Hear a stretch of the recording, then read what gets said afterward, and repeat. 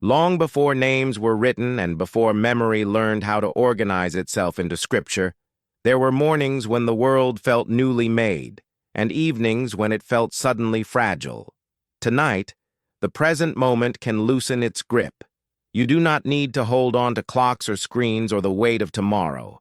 Let them drift somewhere far beyond the horizon. Imagine the quiet that comes before something is understood. Not fear, but anticipation. The kind of silence that settles when a story has waited a very long time to be told again. Breathe slowly.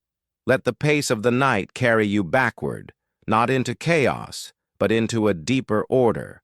This is not a tale meant to alarm. It is meant to unfold gently, like a memory surfacing in layers. You are safe here, listening from a distance, watching history move the way tides once moved across forgotten shores. When you are ready, allow the past to open itself, not as a warning, but as a whisper carried forward through time. Long before any scripture was inked or any temple stone was set into place, there was a morning when the sky itself seemed to fracture above a fertile plain, and entire cities vanished in a single breath. What remained was silence, salt, and a memory so severe that later generations struggled to speak it aloud. Ancient witnesses described fire falling from the heavens as if it were deliberate, as though the sky had chosen a target. They spoke of land so poisoned afterward that nothing would grow for lifetimes, and of survivors warned not to look back, not out of sentiment, but out of fear that sight itself could kill. If this quiet unfolding of forgotten time feels meaningful to you, you may wish to subscribe, not as an obligation, but as a way of returning whenever these stories call you back, waiting patiently in the dark for your attention. The valley, later known as the Kikar, was not always a wound in the earth. Long before its waters grew heavy and lifeless, before salt crusted its shores like pale frost, this basin near the Jordan River was remembered as a place of abundance. Streams braided through open fields, palms cast long shadows over irrigation channels carved with care. Trade routes converged there, where caravans rested before crossing harsher lands. Whoever controlled this corridor controlled movement, food, and the quiet rhythm of time itself. The Dead Sea of today sits like a scar pressed into the landscape, dense and unmoving, covering something that ended violently. Ancient memory preserves this contrast with unsettling clarity. Texts describe the region as a garden of careful cultivation, ordered water, and predictable harvests. 5 cities rose there, bound not only by proximity, but by shared infrastructure and commerce. Their names survived because their end was sudden. When destruction arrives slowly, names fade first. When it comes all at once, names remain like labels on bones. Even now, the region feels wrong. Heat presses downward, and silence carries weight. Standing near the southern basin, one senses that this is not merely an old lake, but the lowest exposed point on land, a place pulled downward by forces that feel older than gravity alone. In ancient thought, low places gathered more than water. They gathered consequence. Floods, fumes, and sickness pooled where land dipped. Yet this basin did not flood into fertility. It collapsed into sterility. The story of 2 messengers arriving at dusk enters here without ornament. They are not described with wings or light, only as beings whose presence unsettles the city.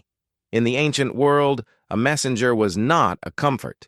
It was a signal that something had been inspected, weighed, and decided. Their arrival marks the moment when observation ends and action begins. Hospitality in this environment was not courtesy. It was survival law, older than kings.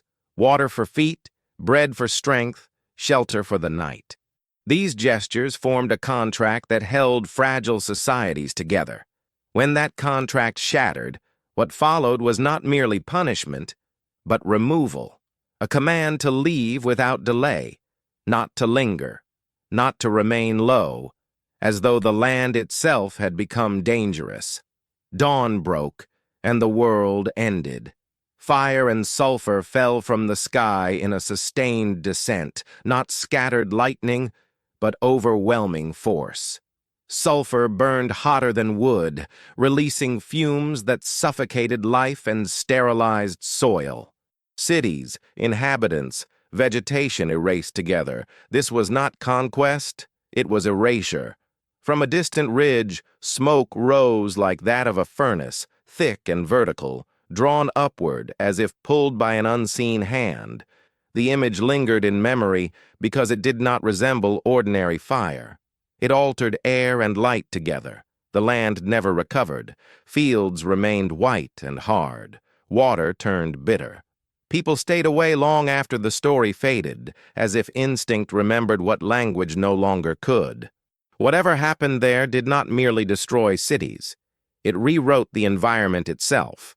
And the valley, long after belief shifted and names softened into parable, continued to remember. The valley continued to remember, even as the people who once walked its fields learned to speak of it only in fragments. Long after the smoke had thinned and the fires had cooled, the land itself carried the consequence. Soil that should have yielded grain refused seeds. Water that should have sustained life tasted sharp and metallic. Generations passed without rebuilding, not because the story frightened them, but because the earth no longer cooperated. Ancient farmers were not mystics. They were practical observers. They abandoned land only when it stopped responding to human care. This long absence is what gives the destruction its strange gravity. Wars leave ruins, but ruins invite return. Earthquakes topple cities, yet people rebuild atop the same stones. Here something different occurred. The plain was avoided as if it carried an invisible boundary, one that could not be crossed safely even centuries later. Memory faded, but behavior remained. Silence replaced settlement. Geography became testimony. For most of history, this silence was interpreted morally. The story hardened into a warning about excess and transgression. Yet morality alone cannot explain melted stone, vitrified pottery, or the way entire urban layers disappear abruptly from the archaeological record. Moral lessons do not salt fields. They do not fuse brick into glass. They do not blind observers at a distance or demand evacuation without delay. These details persist because someone witnessed effects that defied their understanding and preserved them in the only language available. In the 20th century, humanity gained a new and unsettling reference point. Weapons capable of turning cities into smoke columns entered human reality. Along with them came protocols. Do not look at the flash. Do not remain downwind. Do not return too soon. Do not linger at low elevation. Instructions that once sounded theological began to resemble procedure. Ancient prohibitions shifted in tone. What had been framed as divine command began to sound like survival guidance. This shift does not require ancient witnesses to have understood physics. It requires only that they observed outcomes. When technology exceeds language, language reaches upward. Fire from heaven is not a claim about gods. It is an admission of incomprehension. The sky becomes the source, because no earthly frame can contain the cause. What followed the destruction is as telling as the event itself. There is no account of cleansing, no ritual restoration, no divine forgiveness that allows return. Attention moves elsewhere, as if the site itself has been written off. In historical records, this kind of narrative abandonment often marks places where something went wrong enough that details became dangerous to preserve. Specifics fade, warnings remain. The fertile plain becomes compressed into parable. Water becomes bitter by decree. Salt becomes symbol. Smoke becomes judgment. But beneath the theology lies a consistent physical pattern. Sudden annihilation, extreme heat, lingering toxicity, strategic survival based on distance and direction. These are not abstract ideas. They are observations. To understand why such power might have been unleashed, it becomes necessary to step backward, beyond the valley and beyond the text that froze its end in memory. Far to the east, between the slow curves of the Tigris and Euphrates rivers, another civilization was already ancient when the cities of the plain were thriving. Sumer did not remember its beginnings as a gradual human ascent. It remembered arrival. Its earliest records speak of beings who descended, who measured land, who established order with knowledge that did not grow slowly through trial and error. The tone of these accounts is administrative rather than mythic, as if the writers were cataloging events rather than inventing them. They wrote on clay because clay endures fire. Baked tablets survive floods, wars, and centuries of neglect. On those tablets appear the Anunnaki, those who came from heaven to earth. In their original context, this phrase functions less like poetry and more like classification. These beings are described as rulers, judges, engineers, and overseers. They assign labor, distribute resources, enforce hierarchy, and punish defiance. They are not omniscient. They travel, they argue, they fail. Kingship itself is said to descend from them, not as abstract divine right, but as delegated authority. Early law codes read like operational manuals emphasizing order, measurement, and consequence. Civilization, in this framework, was not discovered. It was installed. And what is installed can also be removed. What is installed can be dismantled, and what is granted can be revoked. This understanding sits quietly beneath the Sumerian memory of creation, shaping the way later catastrophes were interpreted. The Anunnaki were not distant abstractions. They were administrators of reality, as it was known, bound by hierarchy, rivalry, and consequence. Their authority was immense, but it was not limitless, and it was rarely unified. Among them, two figures emerge repeatedly, not as symbols, but as forces whose disagreement drives history forward. Enlil is associated with command and decree. His domain is the air itself, not as a gentle breeze, but as pressure, movement, and enforcement. The term, often translated as wind in his epithets, implies invisible force, the kind that moves landscapes without asking permission. Enlil represents structure, boundaries, order imposed from above. Opposite him stands Enki, whose realm is water, depth, and adaptation. Where Enlil issues commands, Enki solves problems. His intelligence is practical, experimental, and often subversive. He bends rules without openly breaking them. He protects continuity even when authority demands correction.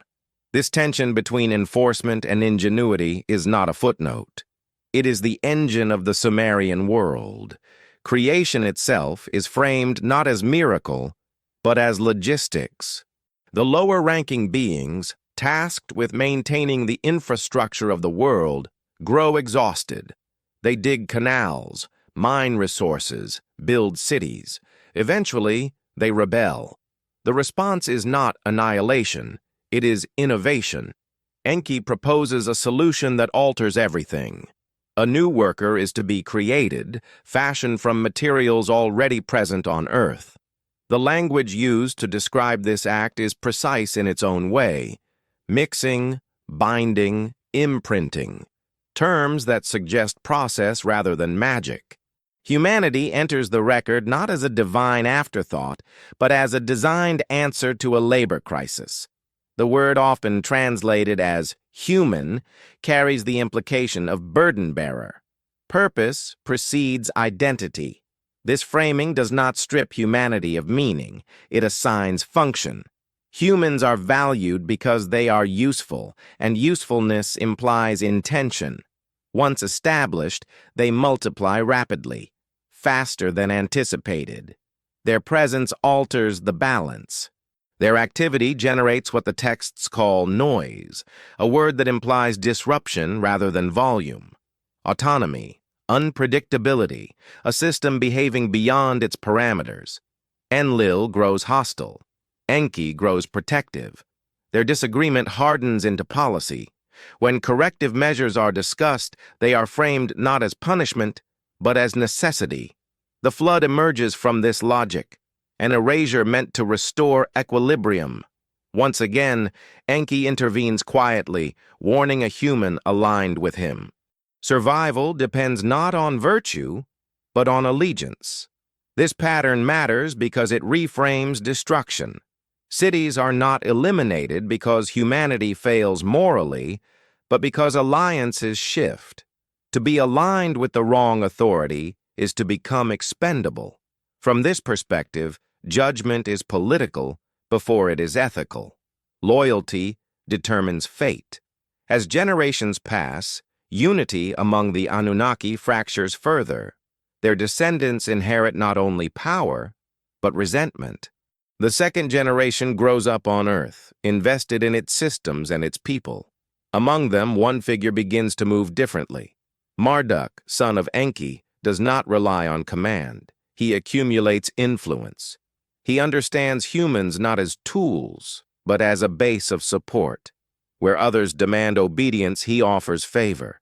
He chooses Babylon, positioned at the crossroads of rivers and trade, as his center. From there, he introduces systems that shape perception of time itself: calendars, astronomy, ritual order. These are not spiritual abstractions. They are technologies of coordination. To control time is to control agriculture, taxation, and war. Marduk's rise is not violent. It is methodical. He does not overthrow authority. He renders it obsolete. To Enlil's faction, this is intolerable. Order is being redefined without permission. The world becomes a board of alignment.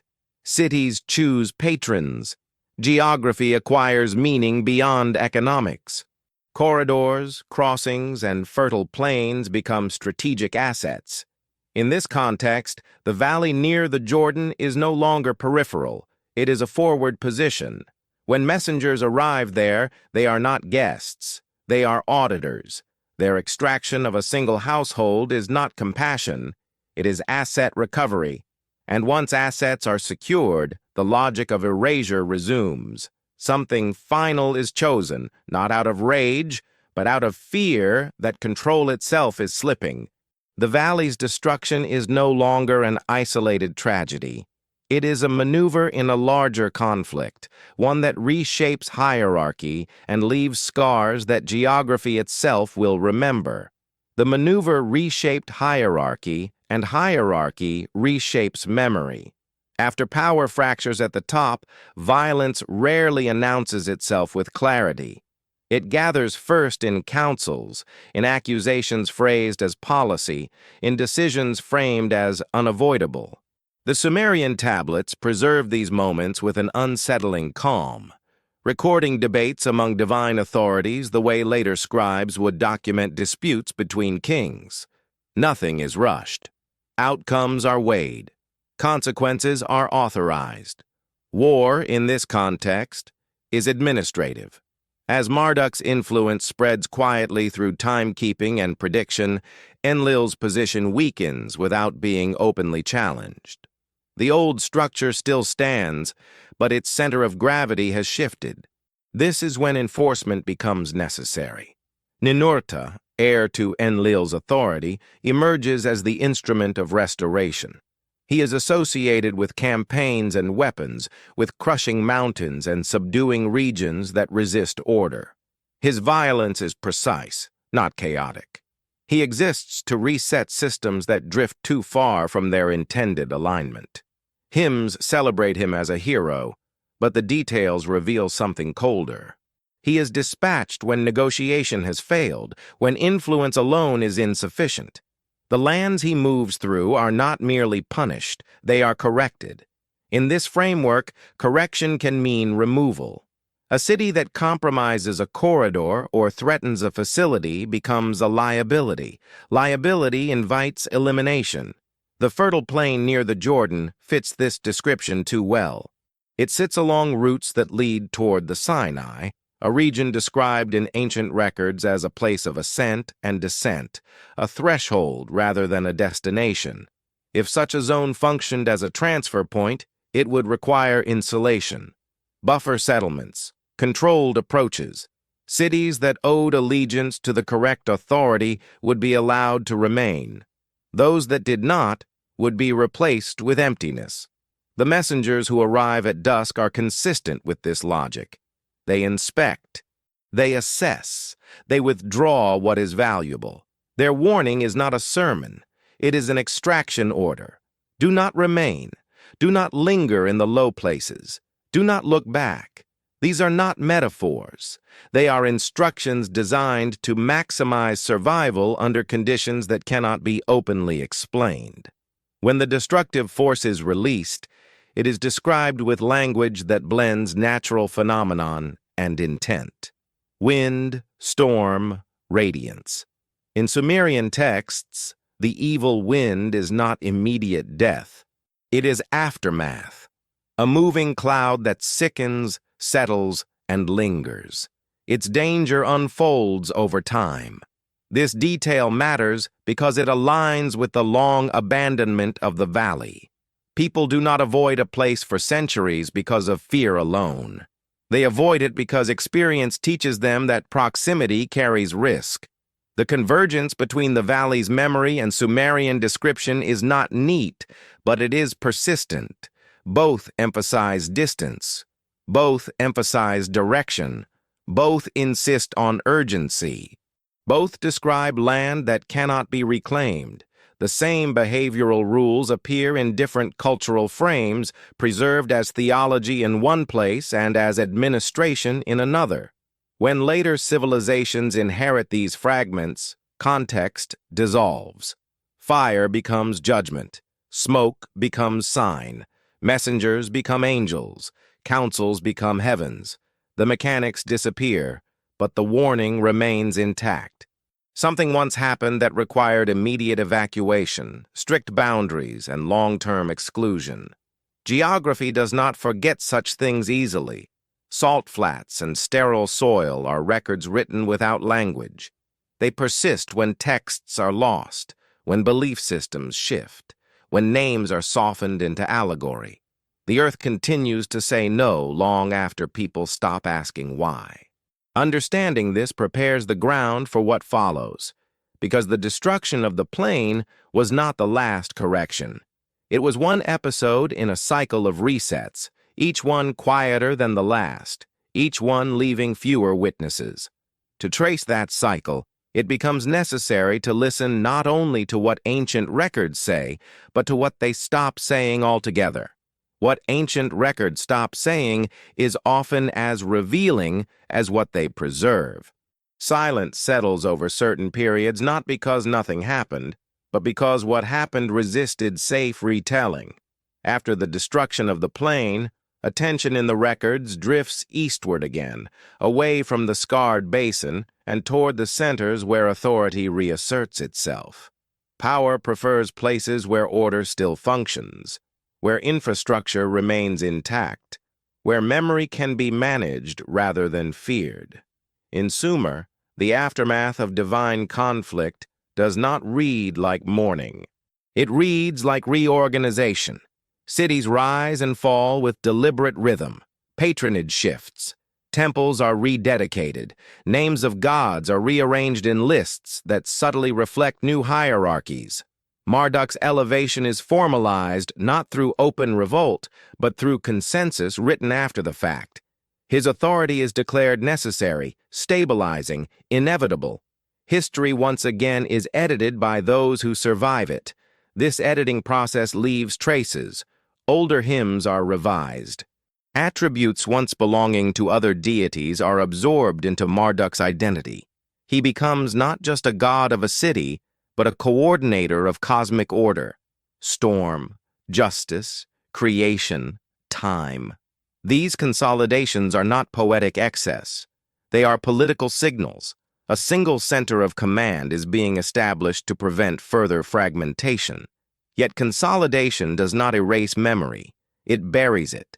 Beneath official theology, older accounts continue to circulate in partial form.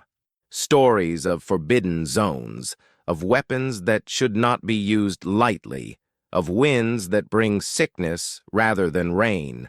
These narratives persist on the margins, embedded in incantations and warnings rather than hymns of praise. The destruction of the valley becomes one such marginal memory. It is no longer framed as a strategic act. It is reframed as moral lesson. This shift serves a purpose. Moral failure can be repeated and corrected. Strategic annihilation raises questions about authority itself. By recasting catastrophe as punishment, responsibility is displaced upward and outward. The mechanics vanish. The fear remains. Across the ancient world, similar reframing occurs. Floods become cleansing. Fire becomes judgment. Survivors become chosen rather than fortunate. This language soothes uncertainty. It gives meaning without demanding explanation, but it also flattens detail. And detail is where truth often hides. Archaeology, centuries later, begins to peel these layers back.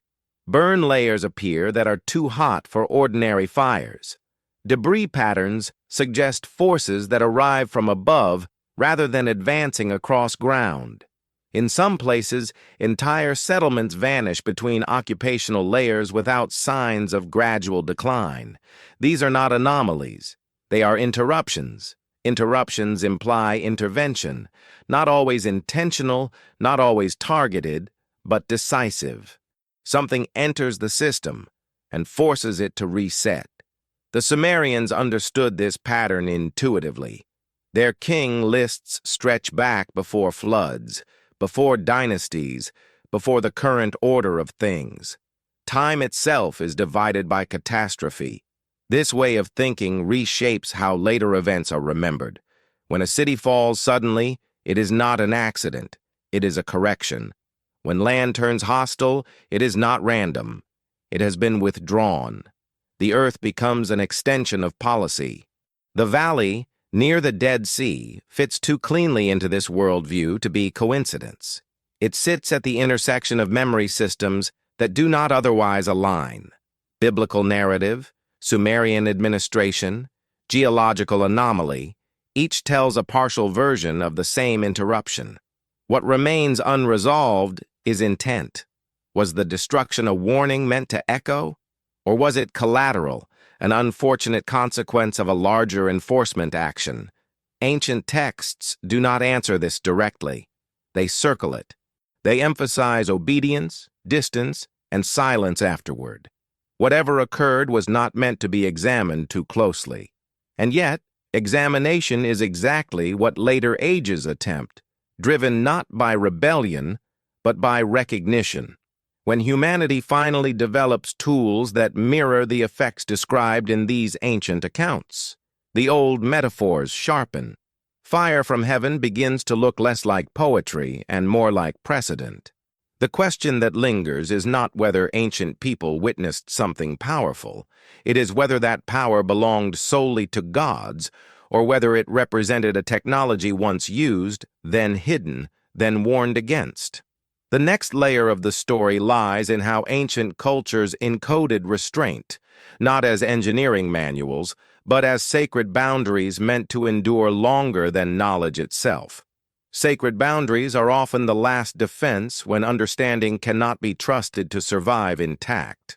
In cultures that witnessed forces capable of rewriting landscapes, restraint had to be preserved in forms that outlived technical memory. This is why the most dangerous knowledge was not stored as instruction, but as taboo. Do not approach. Do not touch. Do not return. When language fails, prohibition becomes preservation. In Sumerian thought, certain zones were marked as cursed not because they were morally impure, but because they were unstable. places where the balance between heaven and earth had been disturbed. These regions appear in texts as deserts, wastelands, or abandoned cities where spirits lingered and sickness followed travelers. Modern readers interpret these as superstition, but within their original framework, they functioned as hazard markers. The Valley of the Plain fits this pattern precisely. It becomes a place spoken of but not entered, remembered but not reclaimed. Even as surrounding regions are resettled and cultivated, this basin remains untouched. Trade routes bend away from it. Settlements rise at safer distances. The absence becomes intentional. An empty space maintained through generations is not neglect. It is policy carried forward unconsciously. Over time, the original rationale fades. New populations inherit the boundaries without the reasons. The story condenses further. Fire becomes divine anger. Salt becomes punishment. Looking back becomes disobedience. These explanations are portable. They survive migration, conquest, and translation. They no longer require shared technical context. Yet the physical markers do not change with the story. Salt concentrations remain high. Certain layers show sudden destruction without rebuilding. These are not gradual failures. They are endpoints. Archaeology encounters them as questions embedded in soil, answers withheld by time. In Sumer, restraint is encoded differently. Rather than moral prohibitions, limits are expressed through hierarchy. Only certain beings are authorized to wield certain powers. Weapons of overwhelming force are reserved for moments of cosmic imbalance.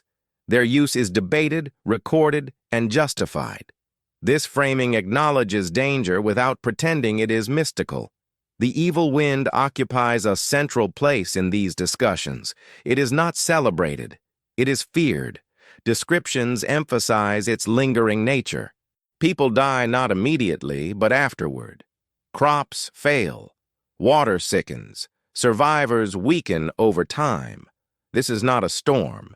It is a contamination event, one that reshapes environments rather than simply destroying structures. When these descriptions are set beside the valley's aftermath, the overlap becomes difficult to ignore. Both speak of delayed death. Both speak of land that refuses recovery. Both insist on withdrawal rather than rebuilding. The warning is consistent even when the language is not. This consistency suggests shared experience rather than borrowed myth. Cultures separated by distance and theology preserve similar behavioral instructions because those instructions worked. Do not return too soon. Do not remain downwind. Do not linger in low places. These rules are learned only through loss. The use of such force would not have been routine. It would have marked a failure of governance severe enough to justify irreversible action. In that sense, the destruction of the plain represents not strength, but desperation, a measure taken when influence and alignment could no longer be controlled by quieter means. After such an event, consolidation becomes imperative. Power must appear unified. Memory must be managed. Stories are reshaped to prevent curiosity from reopening old wounds. The cost of inquiry becomes too high. Safer to obey than to understand. And yet, understanding has a way of resurfacing when conditions repeat. As later civilizations develop their own tools of annihilation, the old warnings regain clarity. The metaphors thin. Fire from heaven stops sounding metaphorical.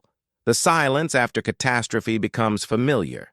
What the ancients encoded as sacred boundary, modern humanity begins to recognize as protocol. The past does not accuse, it observes. It waits until the present is capable of recognizing itself in the mirror it left behind. The mirror the past holds is never perfectly clear, but it is persistent. As human societies advance, the patterns once attributed to divine will begin to reappear under new names, guided by human hands rather than heavenly decree. Yet the behaviors surrounding catastrophe remain unchanged. evacuation, exclusion, silence. These are constants that transcend belief systems.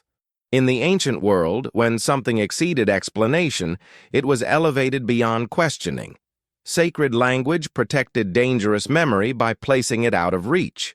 In the modern world, similar protection exists under different terms: classification, security, restricted access. The instinct is the same. Certain knowledge, once released, cannot be safely recalled. This parallel sharpens the question surrounding the valley. If the destruction of the plain was not simply moral theater, but an early encounter with overwhelming force, then its preservation as parable was not an accident. It was a containment strategy, a way to allow memory to persist without inviting replication. The Sumerians were acutely aware of this balance. Their myths do not celebrate ultimate weapons. They describe them reluctantly. Even victorious hymns carry undertones of caution. The gods who wield such power are not portrayed as joyful. They are burdened. Responsibility in these texts is heavy. To unleash irreversible force is to alter the world in ways that cannot be undone. This understanding reframes the role of those who survived the valley's destruction. They were not spared because they were righteous alone. They were spared because they were positioned correctly, aligned with the right authority, and moved quickly enough to avoid exposure. Survival becomes situational rather than moral. This is an uncomfortable truth, one later traditions soften deliberately. Comfort requires simplicity. Complex causality breeds unease. Over time, stories gravitate toward explanations that can be taught to children and repeated without fear. The cost is precision, the benefit is continuity, yet precision leaves fingerprints, in the warnings not to look back, in the insistence on elevation, in the focus on wind direction. These details do not vanish because they were useful. Even stripped of context, they saved lives. The valley's legacy, then, is not merely destruction, but instruction disguised as myth, an early lesson in what happens when power outpaces restraint, a reminder that some thresholds, once crossed, reshape environments rather than conquer enemies. In Sumer, the resolution of divine conflict does not bring peace so much as stasis. Marduk's supremacy stabilizes hierarchy, but it also centralizes decision-making. With fewer voices able to authorize force, the risk of internal conflict diminishes. The price is absolute authority. This consolidation is remembered as order restored. But beneath it lies an unspoken agreement. Certain tools will not be used again lightly. Certain corrections are too costly to repeat. The memory of the evil wind lingers as deterrent. When later cultures inherit this world, they inherit the restraint without understanding the reason. Sacred boundaries persist long after the danger fades. Eventually, curiosity erodes them. People return. They dig. They resettle. Time dulls fear. But the land does not forget. Chemical traces linger. Geological scars remain. The earth carries memory in forms that do not translate easily into story. It waits for observers who know how to read it. As archaeology advances, these silent records begin to speak again. Melted materials, abrupt occupational gaps, unnatural heat signatures. Each finding does not prove a narrative. It challenges dismissal.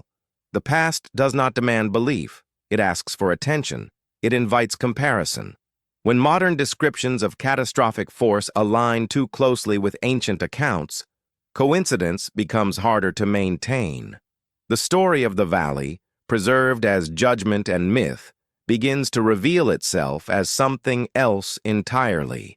A record of encounter, a warning encoded to survive the collapse of context, and a question still unanswered. If such power once existed, who decided when to use it, and who decided when it should never be used again? Who decided when such power could be released is a question the ancient world circled carefully, never stating outright. Authority, in these narratives, is always layered. Even the highest figures answer to councils, to laws older than themselves, to balances that cannot be violated without consequence. Power is never portrayed as free. It is conditional, constrained by fear of what follows its misuse. In Sumerian memory, the universe itself reacts to imbalance. When decisions exceed restraint, correction arrives not as moral punishment, but as systemic response. Floods, winds, fire, and silence are not framed as emotions. They are mechanisms. This perspective strips catastrophe of drama and replaces it with inevitability. If thresholds are crossed, outcomes follow. This worldview makes the destruction of the plane feel less like an isolated act and more like a predictable endpoint. A corridor compromised, allegiances misaligned, controls slipping. The response escalates beyond diplomacy into something final, not because it is desired, but because it is perceived as necessary. What unsettles modern readers is how calmly these decisions are recorded. There is no grief in the tablets, no lament for the land. The absence of mourning suggests emotional distance, the kind that forms when those making decisions do not live among the consequences. The survivors carry the trauma. The administrators carry the rationale. This divide between decision and consequence echoes across time. It appears wherever power becomes abstract, wherever authority operates at distances too great for empathy to survive intact. The ancient stories feel familiar because the structure persists, even as the names change.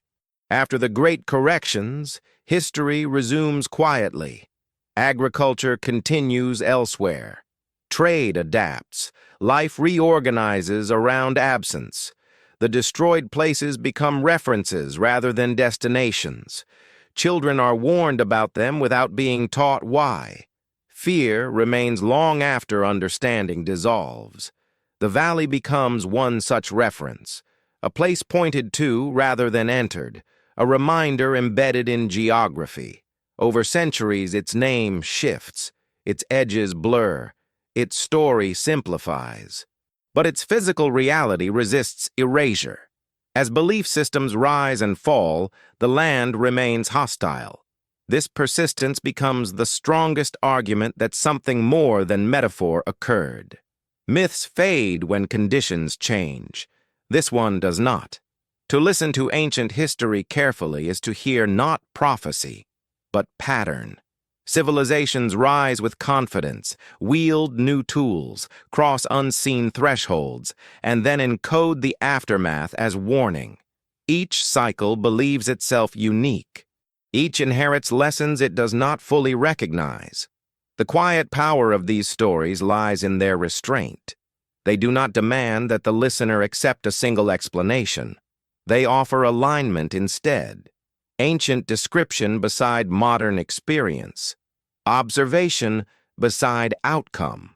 The destruction of the plain, preserved across cultures, may not tell us exactly what happened, but it tells us what to watch for.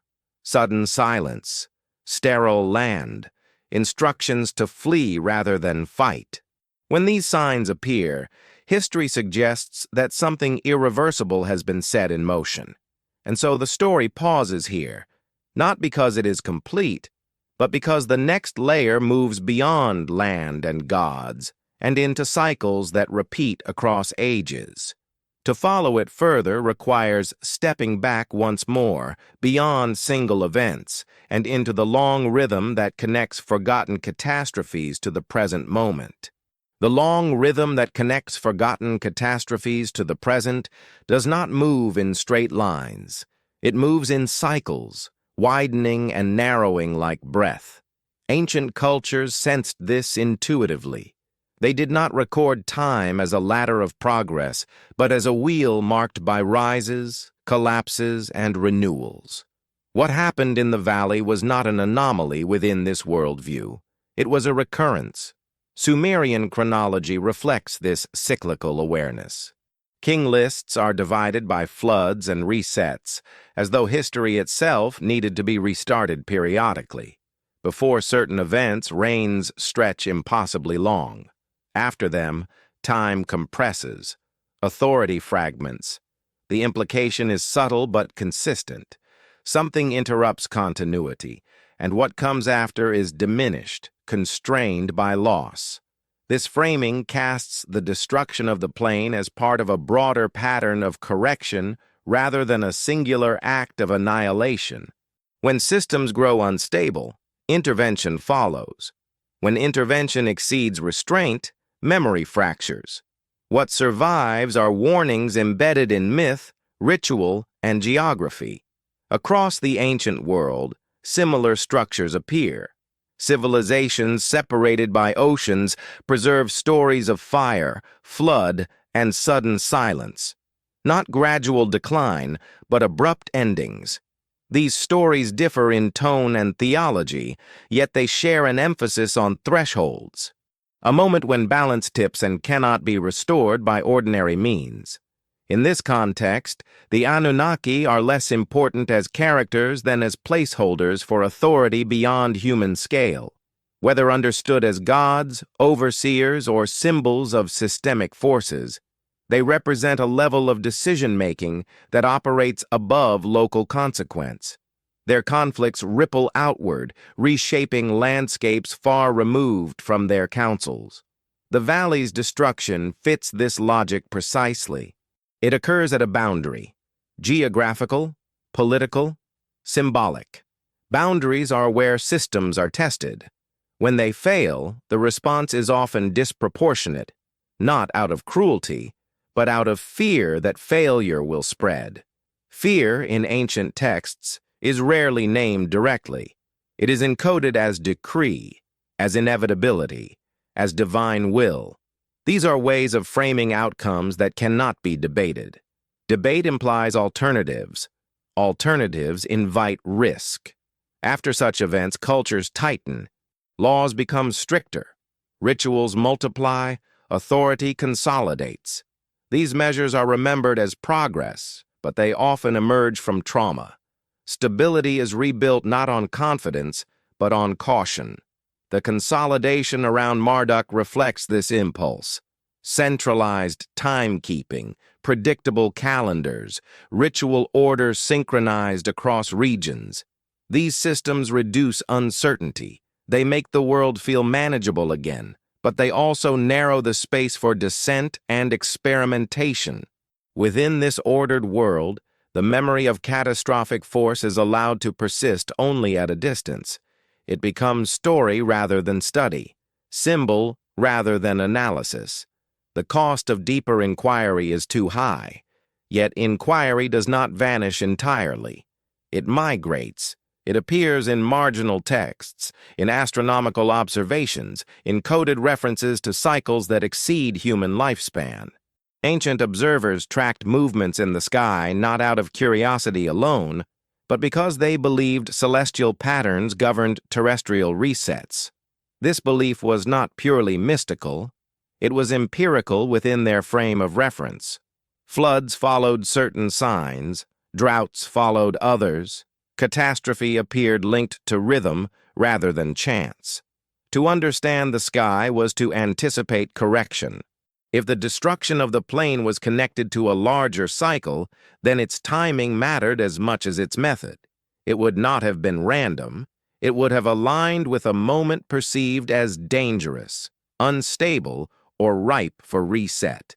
The next layer of the story lies here, in the intersection between celestial order and terrestrial consequence.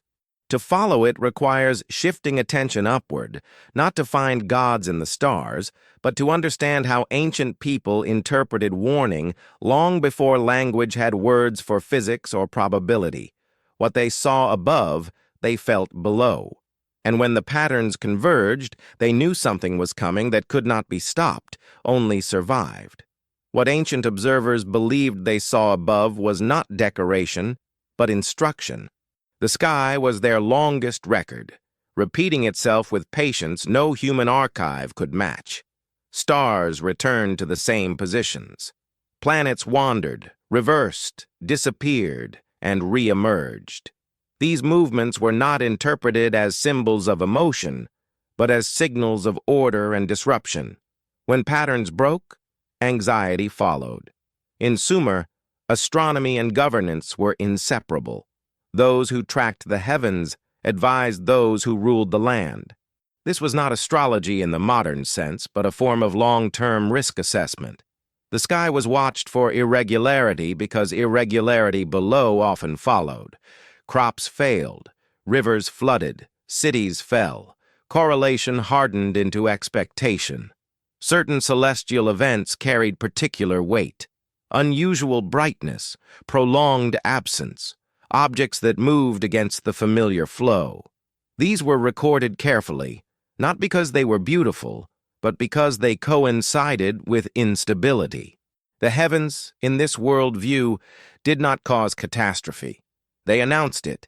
This is why warnings in ancient texts often appear before destruction rather than after. Messengers arrive. Dreams disturb rulers. Omens accumulate. The decision to act is framed as response, not impulse. Even annihilation is justified as alignment with a larger rhythm. The destruction of the plane fits this pattern. It is preceded by inspection, by withdrawal, by urgency. Nothing about it feels sudden from the perspective of those who authorize it. Suddenness belongs only to those who remain unaware until the moment arrives. In later retellings, this preparatory phase is shortened or erased. Stories move quickly from warning to punishment. The slow accumulation of signs disappears because it no longer serves the narrative. But traces remain. The insistence that the event was expected, that it was announced, that it was avoidable only for those willing to leave everything behind. This dynamic reveals something uncomfortable about ancient authority. Knowledge was not shared widely, it was concentrated. Those who could read the sky or interpret the signs held power over timing. They knew when to move, when to extract, when to abandon. Others learned only through consequence. The ethical implications of this are not explored in the texts. They are assumed. Hierarchy justified asymmetry of knowledge. Protection was selective. Survival was managed. When modern readers encounter these stories, they often focus on spectacle, fire, smoke, judgment. What they miss is the logistics beneath it: evacuation, asset removal, boundary enforcement. These are not mythic tropes. They are operational realities. If the destruction of the plane was tied to celestial timing, then its purpose was not merely punitive. It was preventative. A reset executed at a moment deemed optimal within a larger cycle. This does not make it just. It makes it strategic. Cycles, by their nature, repeat. What was once interpreted as divine schedule becomes, in another age, natural law or statistical pattern. The names change, the behavior remains. The ancient insistence on watching the sky was an attempt to live within these rhythms rather than be crushed by them, to anticipate rather than react, to move before movement was forced. As the story continues, this cosmic awareness deepens. It becomes entangled with ideas of destiny, inheritance, and return. Not everything that falls from the heavens is meant to destroy. Some things are meant to remind. The line between reminder and catastrophe, however, is thin, and once crossed, it leaves marks that no story, however carefully framed, can fully conceal. The marks left by catastrophe become reference points for those who come after, whether they understand them or not. In ancient thinking, reminders were not gentle. They were stark. A ruined city was not merely loss. It was a marker placed in time, signaling that a boundary had once been crossed there. To pass such places without acknowledging them was considered dangerous, not disrespectful. As generations passed, the memory of why those boundaries existed thinned. What remained was caution encoded as tradition. Avoid that valley. Do not drink that water. Do not linger there after dusk. These instructions were followed long after their origin was forgotten because they worked.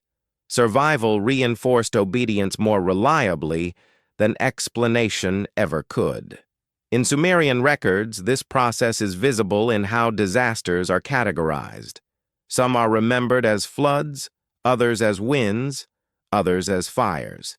Each category carries implied behavior. Floods require elevation. Winds require distance. Fire requires withdrawal and time. These are not metaphors. They are responses learned through repetition. The evil wind occupies a special place among them because it blurs categories. It arrives invisibly, moves deliberately, and leaves behind effects that unfold slowly. It cannot be fought. It cannot be negotiated with. The only defense is absence. This makes it uniquely frightening and uniquely instructive. When the Valley of the Plain is examined through this lens, its story aligns most closely with this category. The emphasis is not on the moment of impact alone, but on what follows. Land that sickens, water that kills quietly, salt that hardens soil beyond recovery. These are long consequences, not dramatic ones. This long view is essential to understanding ancient restraint. A force that destroys quickly can be rebuilt against. A force that poisons slowly reshapes behavior for generations.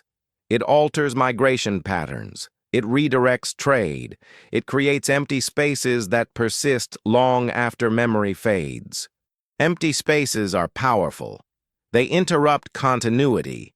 They force detours. They become part of mental maps even when they are no longer named. The valley becomes one such interruption, a pause in the landscape that silently instructs those who pass nearby.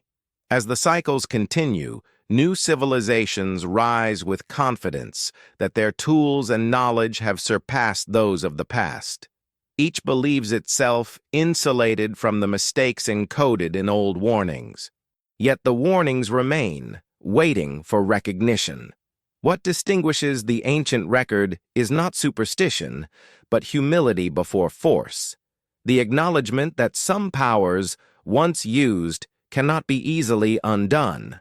This humility erodes as distance from catastrophe grows. Memory becomes story, story becomes symbol. Symbol becomes abstraction. Abstraction is dangerous because it invites experimentation. Boundaries once respected become curiosities. Prohibitions become challenges. The question shifts from why something was forbidden to whether it truly was. The ancient world sensed this risk and responded by embedding fear where understanding could not survive. Myths were not designed to satisfy curiosity. They were designed to stop it. Yet curiosity is persistent. It resurfaces when conditions align, when new tools promise control where none existed before. At that moment, the old stories regain urgency, not as relics, but as mirrors. The destruction of the plain stands at the intersection of these dynamics. It is a memory of force, a lesson in withdrawal, and a warning about cycles that do not care whether they are believed. It waits patiently in the land, in the salt, in the silence, until another age is ready to hear what it has been saying all along. What the valley has been saying all along is not accusation, but continuity. It speaks in conditions rather than words, in absence rather than proclamation. Ancient people understood this language instinctively. They did not ask the land to explain itself. They observed, adjusted, and moved on. Modern minds, trained to interrogate and extract meaning aggressively, often miss this quieter exchange. In the Sumerian worldview, land was not passive. It responded to use, to neglect, to disruption. When a place turned hostile, it was understood as withdrawal rather than failure. The land had been removed from the human sphere not because it was evil, but because it was no longer stable. Stability was the highest value. Everything else followed.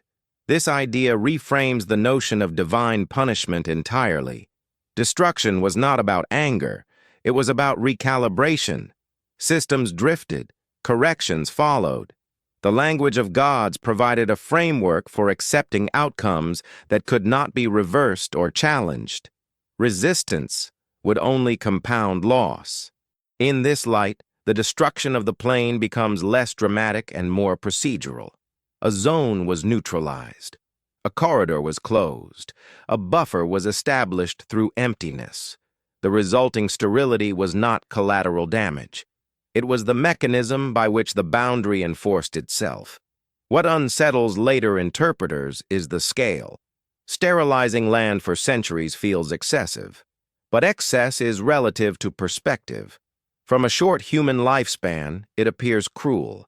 From a system designed to endure millennia, it appears efficient. Long-term exclusion requires long-term consequence. This difference in temporal scale is one of the greatest divides between ancient and modern thinking.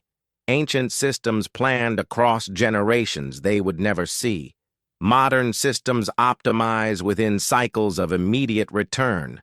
When ancient actions are judged by modern expectations, they seem monstrous.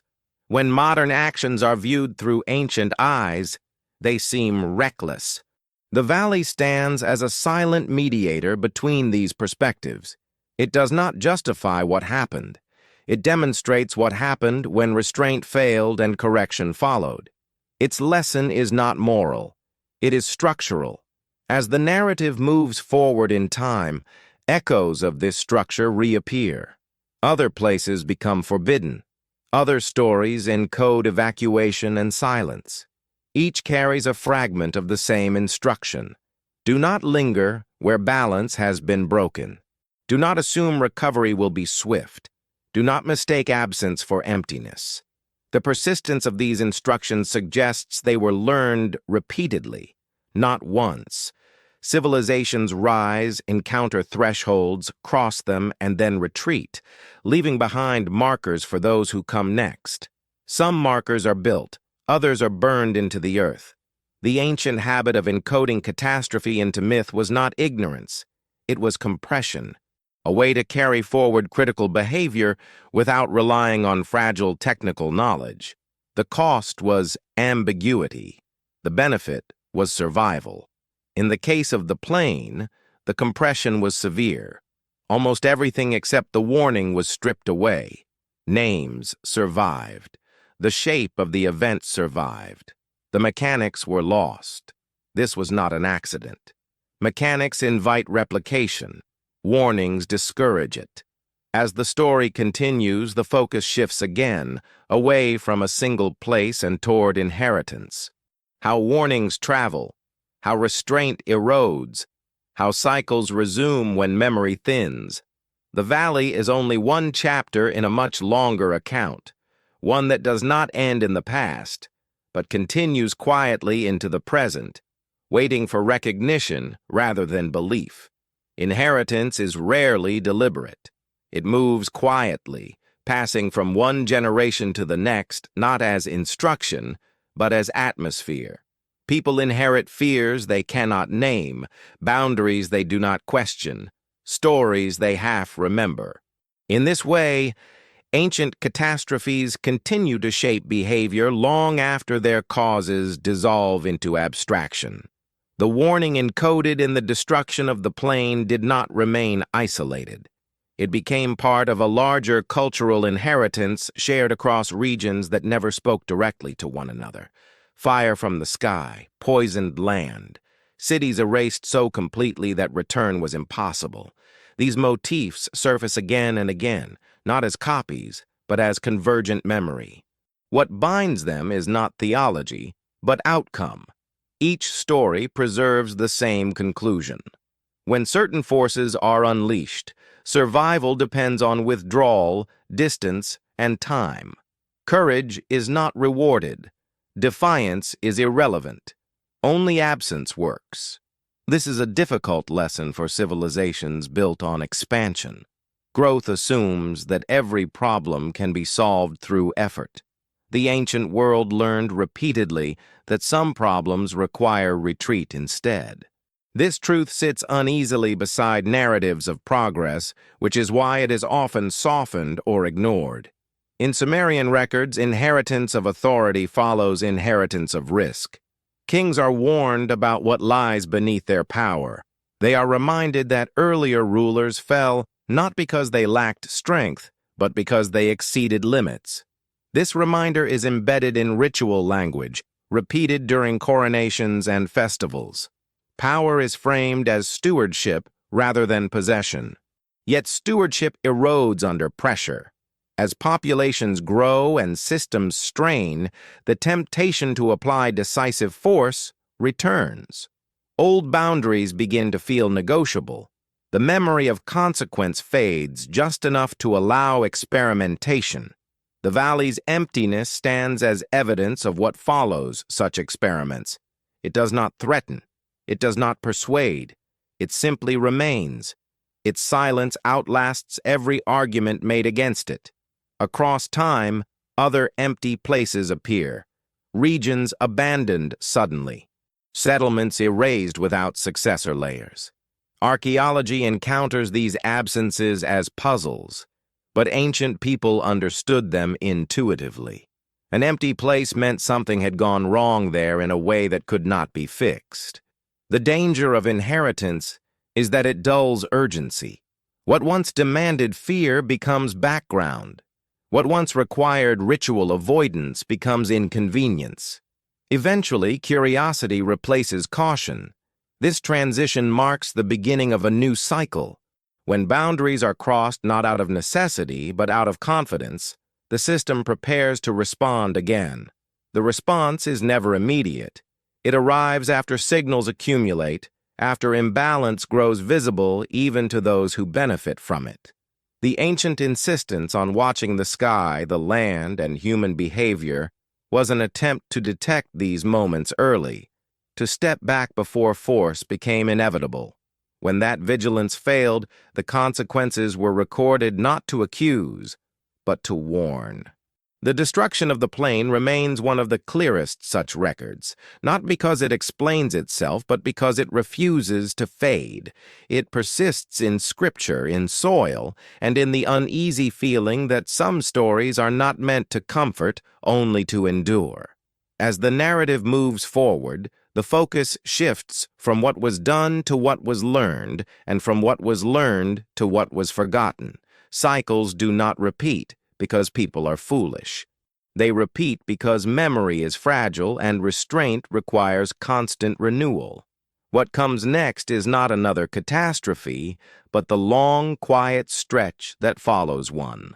The rebuilding, the forgetting, and the slow return of conditions that make the old warnings relevant once more. The long, quiet stretch after catastrophe is where most of history actually lives. It is a period defined not by spectacle, but by adjustment. People relocate. Trade routes reroute. Rituals shift subtly to accommodate new absences. Life resumes, but it does so around what has been removed.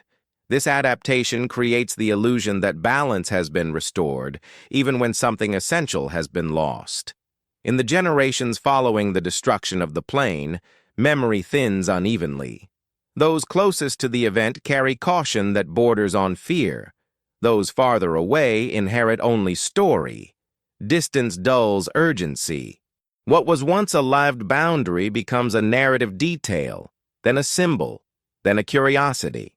This is how warnings decay without ever fully disappearing. Ancient cultures anticipated this decay. They embedded reminders into structures that outlast individuals. Place names, ritual calendars, pilgrimage routes that curve away from forbidden zones. These choices shape behavior silently.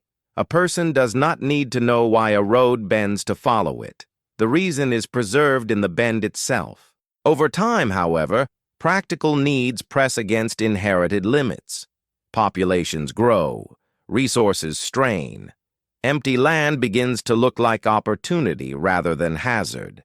The absence that once commanded respect becomes an invitation. This is the moment when cycles edge toward repetition. In Sumerian thought, this phase is dangerous precisely because it feels stable. The signs that once announced imbalance are no longer dramatic. They appear as minor disruptions, slight changes in climate, small failures in governance, shifts in allegiance. Individually, they seem manageable. Together, they signal drift. Drift is subtle. It does not announce itself as crisis. It feels like adaptation. Systems stretch to accommodate pressure. Authority centralizes further to maintain efficiency. Dissent is reframed as disorder. These adjustments feel reasonable in isolation. Their cumulative effect is not recognized until thresholds are crossed. The ancient world encoded this awareness into cyclical narratives. After every reset comes a period of forgetting. After forgetting comes overreach. After overreach comes correction. The language varies, but the structure remains intact. The destruction of the plane marks one such correction. What follows is not immediate repetition, but a long interval of apparent calm. This calm is deceptive. It allows the lesson to sink into the land even as it fades from thought.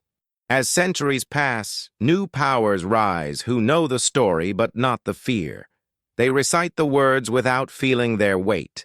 The warning remains intact, but its urgency dissolves. This is not failure. It is inevitability. Memory is not designed to last forever without reinforcement. Reinforcement comes only through experience. When conditions align again, the old patterns resurface, not because anyone intends them to, but because systems behave predictably under pressure. The past does not return as memory. It returns as structure. This is why ancient catastrophes feel eerily modern when examined closely. Not because technology repeats, but because decision-making under strain does. Hierarchy tightens, warnings are ignored, boundaries are tested, and somewhere, far from centers of power, land absorbs the consequence. The valley near the Dead Sea remains a fixed point in this long rhythm.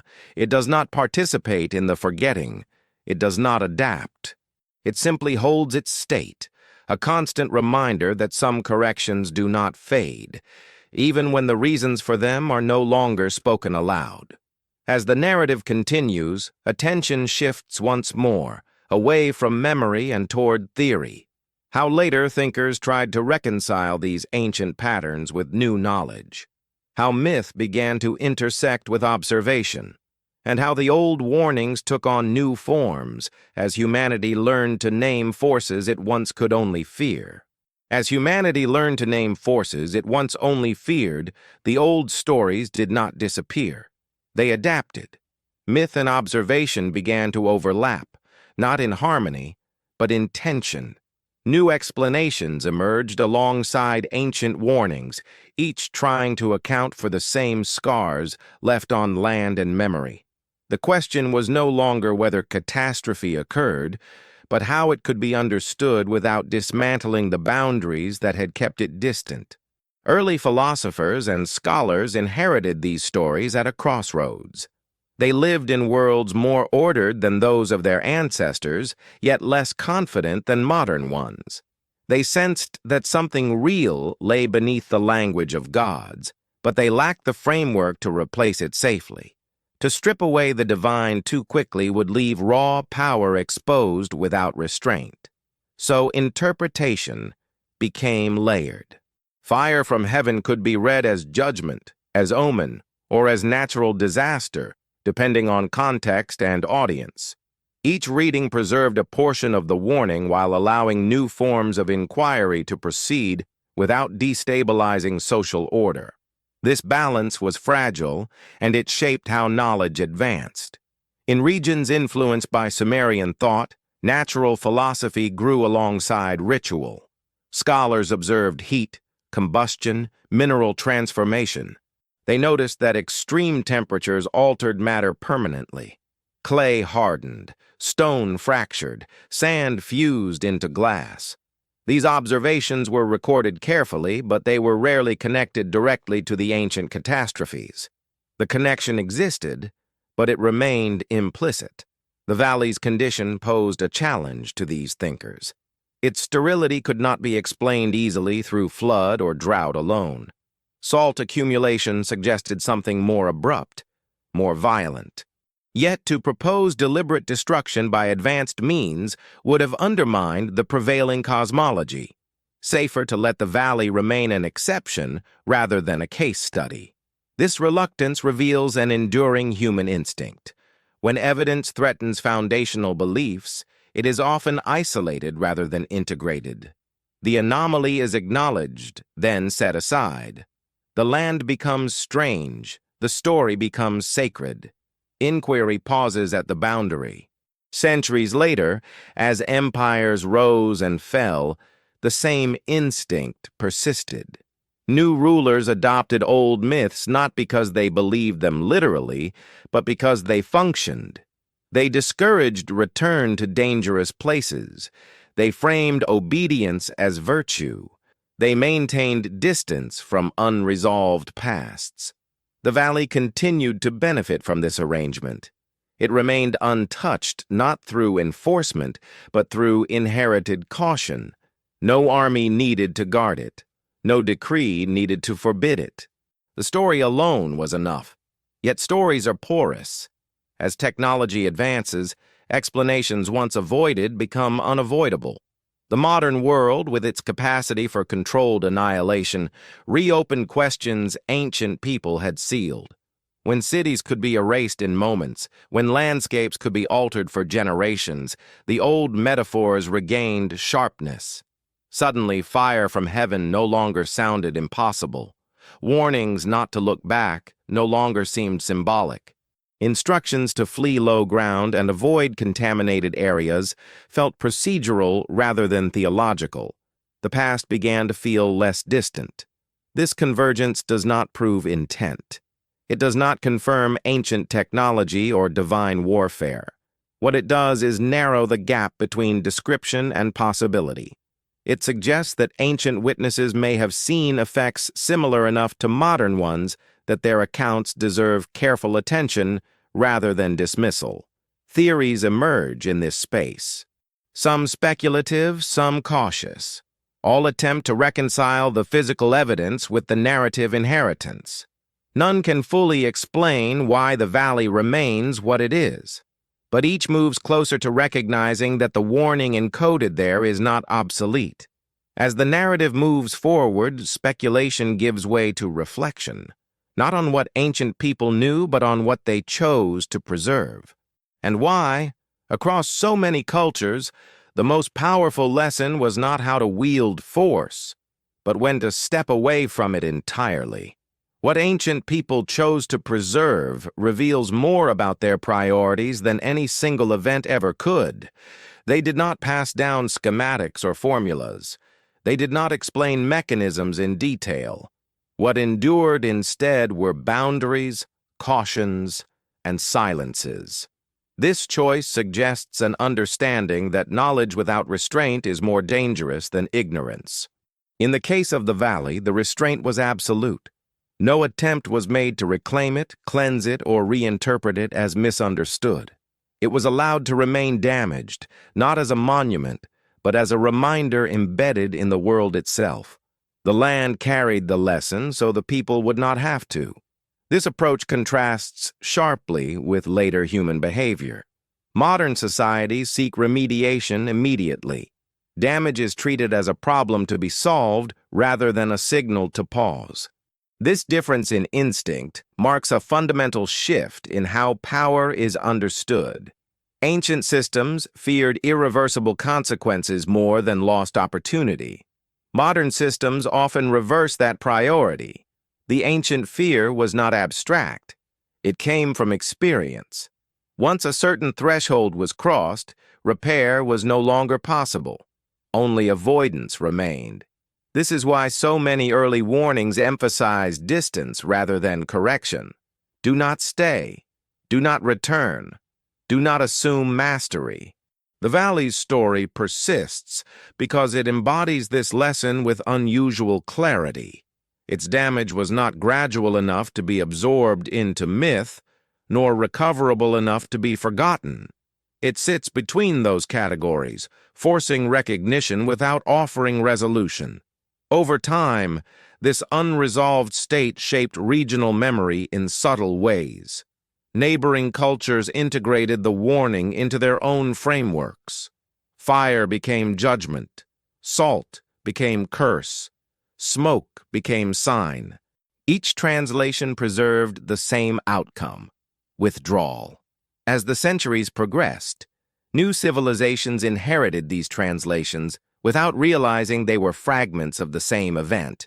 The connections faded, but the caution remained consistent.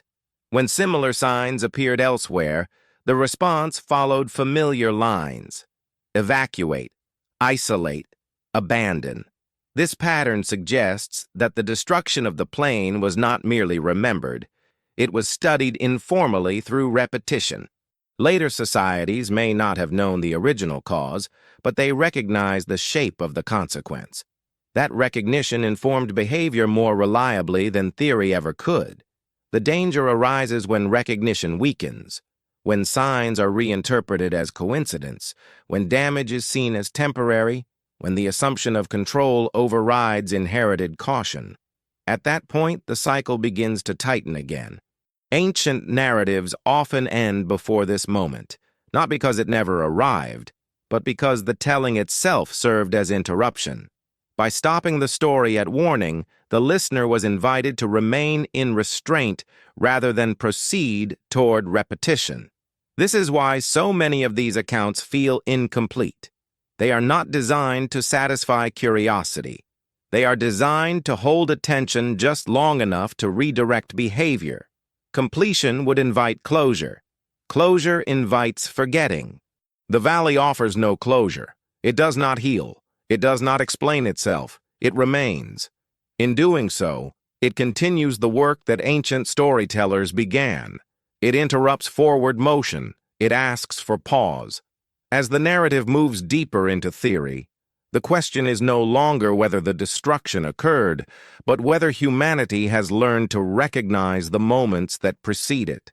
The ancient world believed those moments were visible, if one knew how to look. What follows is an exploration of those signs, not as prophecy, but as pattern, not as warning from gods, but as feedback from systems under strain. The past does not predict the future. It prepares the observer to notice when the present begins to resemble it too closely. When the present begins to resemble the past too closely, recognition arrives as unease rather than certainty. Ancient cultures trusted this unease. They treated it as signal, not superstition. A sense that something was misaligned often preceded any visible collapse. By the time damage was obvious, it was already too late to prevent. In the ancient Near East, this sensitivity was cultivated deliberately. Priests, observers, and administrators were trained to notice deviation, not only in the sky, but in human behavior. Sudden concentration of power, accelerated building projects, increased demand for labor. These were interpreted as signs of systems stretching beyond sustainable limits. The destruction of the plain fits within this diagnostic framework. It was not an isolated eruption of force, but the end point of accumulated strain. Allegiances shifted, corridors became contested, authority fractured. The response escalated step by step until restraint failed entirely. What modern readers often miss is that catastrophe in these narratives is rarely instantaneous from the perspective of those in control. It unfolds slowly through decisions that feel justified at the time. Each choice narrows alternatives until force appears inevitable. By the time fire falls, every other option has already been exhausted. This gradual narrowing is the most important lesson preserved by ancient memory, not the spectacle of destruction, but the path that led there. Yet that path is the first thing lost when stories are compressed. The result is a focus on outcome rather than process. The valley becomes shorthand for punishment rather than for miscalculation. This simplification protects authority by shifting attention away from decision-making. If destruction is framed as divine will, no one must answer for how it came to be necessary. Ancient scribes were not unaware of this risk. Their texts often include subtle indicators of process that later traditions overlook. Delays, debates, warnings ignored. These elements remain in the margins, waiting for readers willing to linger. To read these accounts slowly is to notice how often catastrophe is preceded by refusal to adapt. Systems cling to familiar structures even as conditions change. Innovation is resisted. Correction is postponed. When adjustment finally comes, it arrives as rupture rather than reform. The destruction of the plain stands as one such rupture. It marks the moment when adaptation gave way to elimination. This is why its memory endured. It represented failure on a scale too large to rationalize quietly. In later ages, similar failures are remembered differently. They are framed as tragedies, accidents, or inevitabilities. The ancient insistence on causality feels uncomfortable by comparison. It demands accountability rather than sympathy. This difference in framing shapes how societies prepare for recurrence. Those who view catastrophe as accident focus on response. Those who view it as outcome focus on prevention. Ancient narratives belong firmly to the latter category. The warning embedded in the valley is therefore not about fire or sulfur, but about thresholds crossed unnoticed. It cautions against assuming stability where there is only temporary balance. It urges attention to early signs rather than dramatic ends. As the narrative moves forward, this emphasis on process becomes clearer. The cycles of destruction are not random. They follow recognizable patterns of accumulation and release. To understand them is not to predict specific events, but to recognize when restraint is being eroded by necessity, ambition, or fear. The ancient world did not believe catastrophe was fate. It believed it was consequence. And consequence, once understood, carries the possibility of choice, even if that choice is simply to step away before the ground gives way beneath familiar ground. To step away before the ground gives way requires a kind of patience modern cultures rarely cultivate. Ancient systems valued delay as a form of wisdom. The ability to pause, to observe without acting, was considered a strength equal to decisive force. This restraint was not passive. It was an active choice to let conditions reveal themselves fully before intervention narrowed possibilities beyond recovery.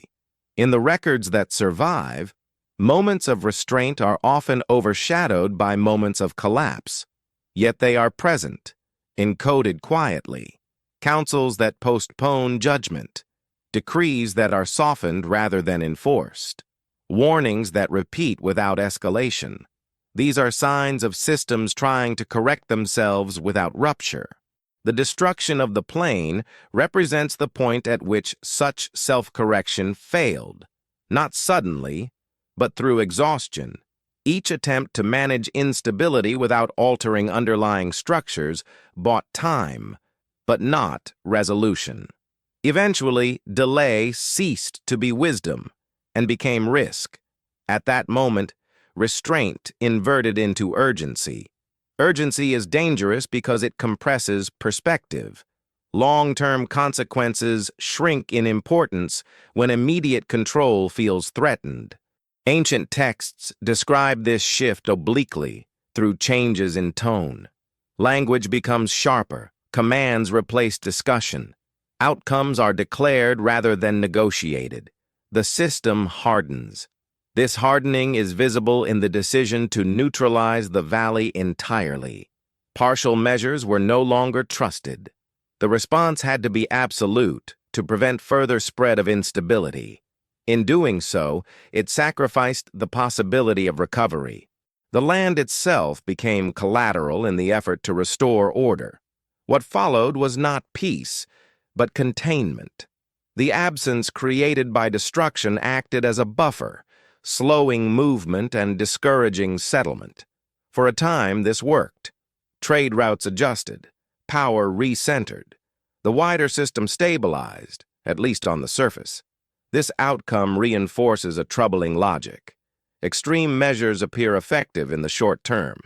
They restore order quickly and decisively. This apparent success makes them tempting to repeat. The long-term cost, however, is often invisible to those who authorize such actions. It is absorbed by land, by displaced populations, by generations yet unborn. Ancient narratives struggle with this contradiction. They preserve the effectiveness of correction without celebrating it. The tone remains subdued, almost clinical. There is no triumph in annihilation, only relief that chaos has been contained. This emotional distance is itself instructive. It suggests that those who recorded these events understood the moral weight of what had occurred, even if they did not frame it in modern ethical terms. They chose not to embellish. They allowed the starkness of outcome to speak for itself. As time passes, this restraint in storytelling becomes a liability. Later readers crave clarity, heroes, villains. The quiet acknowledgement of systemic failure is uncomfortable. Simpler explanations replace nuanced ones. Judgment replaces process. Fire replaces miscalculation. Yet the deeper pattern remains legible beneath these overlays. Systems under strain escalate responses when adaptation feels too slow. Escalation restores order at the cost of flexibility. The cycle resets, but with diminished capacity to absorb future shocks. The valley's permanence as empty space is the physical expression of this loss. It marks not only destruction, but the narrowing of options that preceded it. A reminder that when choice collapses into force, recovery collapses with it. As the narrative continues, attention shifts toward how these ancient patterns echo in later eras, not as direct repetition, but as structural rhyme. Different tools, different language, the same narrowing, the same urgency, and the same risk of mistaking temporary stability for lasting balance. Structural rhyme is subtle. It does not repeat events, but it repeats pressures. Across eras, civilizations encounter moments when complexity outpaces their ability to manage it. Systems grow interconnected, fragile, and dependent on continuous stability. When disruption occurs, the margin for error shrinks. Decisions become compressed in time, and restraint feels like delay rather than wisdom. Ancient observers understood this intuitively. They described moments when the world felt noisy, not in sound, but in activity. Too many demands, too many movements, too many competing authorities. This noise signaled approaching imbalance. It was not chaos yet, but it was no longer sustainable order. The destruction of the plain belongs to this category of response. It did not arise from sudden outrage, but from accumulated tension. The choice to erase rather than reform reflects a system that no longer trusted its own capacity to adapt. When confidence in gradual correction collapses, decisive force becomes attractive. What makes this pattern enduring is its psychological dimension. Those in authority often experience escalation as responsibility rather than aggression. To act decisively feels protective. To hesitate feels negligent. This inversion of values makes extreme measures appear moral within their context. Ancient texts preserve this inversion without commentary. They record what was done, not how it felt. This restraint allows later readers to glimpse the logic without being guided toward approval or condemnation. The result is unsettling. The system's rationale becomes visible, even as its cost remains implicit. After the valley was neutralized, the wider network recalibrated. Power consolidated. Routes shifted. Memory hardened into narrative. The apparent success of the action validated the method, at least temporarily. The lesson absorbed was not that destruction was tragic, but that it was effective. This is the most dangerous inheritance. Effectiveness divorced from consequence invites repetition. When systems remember only what worked, not what was lost, they narrow their future responses. The ancient world attempted to counter this tendency through ritualized remembrance. Festivals that reenacted loss, stories that lingered on aftermath rather than victory, forbidden zones left visibly untouched. These were attempts to keep cost present alongside outcome. Over time, however, these reminders softened. Ritual became routine, story became allegory, forbidden zones became curiosities. The cost receded into abstraction, leaving only the memory of control restored. The valley resisted this erosion because its damage was irreversible. It did not heal with time. It did not adapt. It remained as it was, refusing to cooperate with forgetting. This stubbornness made it exceptional. Most scars fade. This one did not. In this sense, the valley functions as an anchor in the long rhythm of cycles.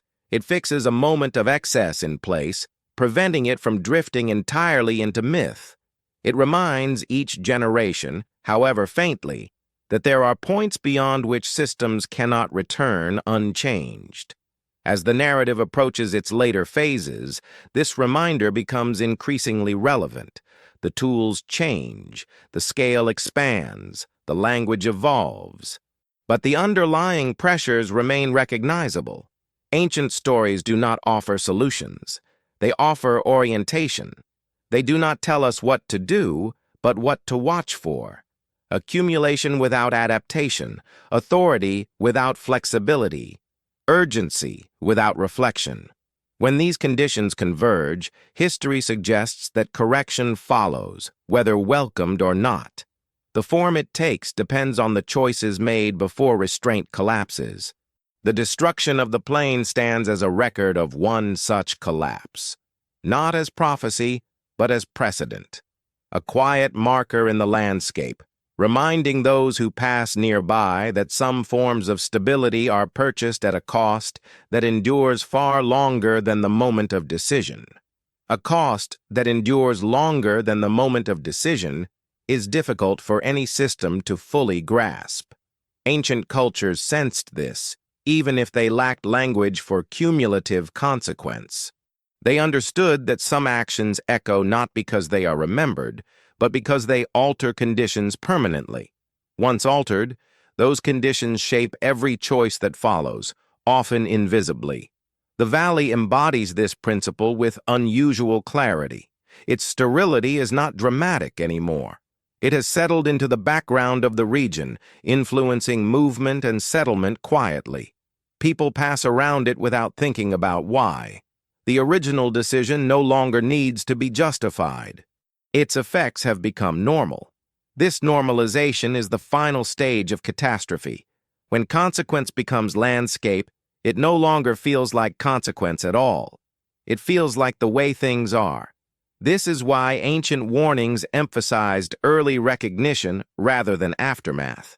By the time damage is normalized, prevention is no longer possible.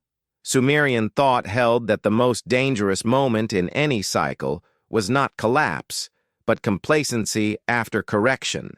Once order was restored, vigilance tended to relax. The memory of crisis dulled. Authority hardened into routine.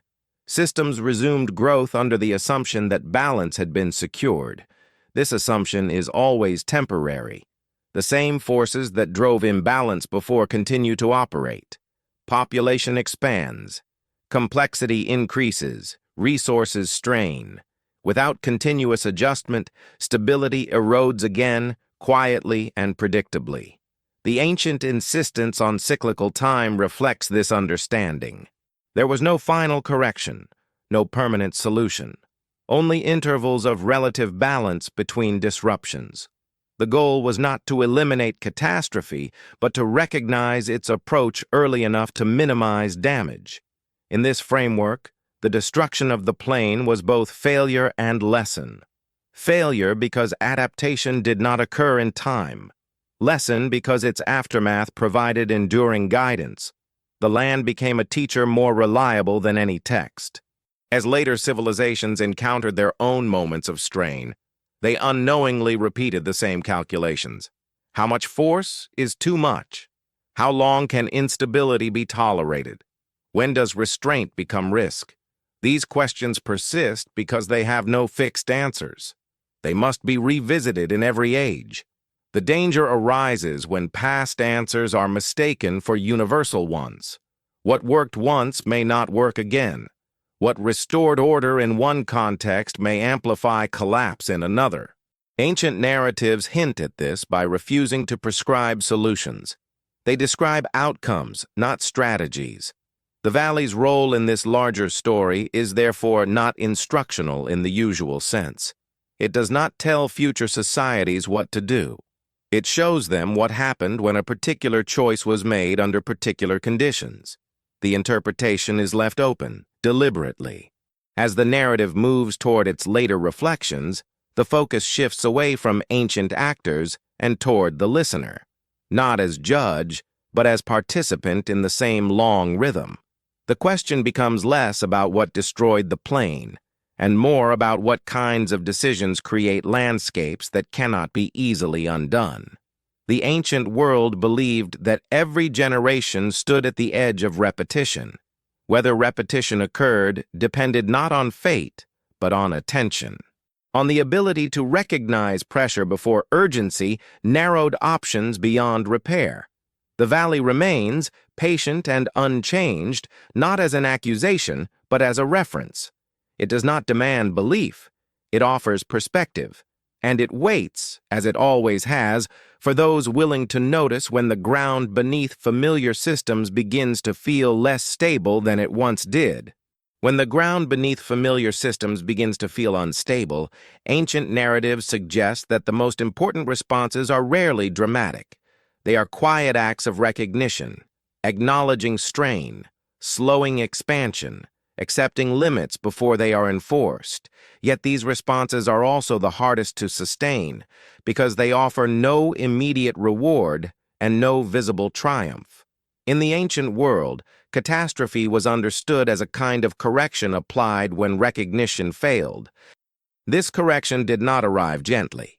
It arrived with force precisely because earlier, softer signals had been ignored or misunderstood. The destruction of the plane marks such a moment when the system moved beyond self-adjustment and into imposed reset. Resets are traumatic because they compress loss into a narrow span of time. What might have been dispersed across generations arrives in a single moment. Cities vanish, land changes character, populations scatter. The suddenness of this transformation imprints itself deeply, ensuring that memory survives even when explanation does not. In Sumerian tradition, these moments are remembered as dividing lines. Before and after, the flood, the wind, the fire. Each reset reorganizes not only geography, but meaning. Authority is renegotiated. Narratives are rewritten. What was once acceptable becomes forbidden. What was once peripheral becomes central.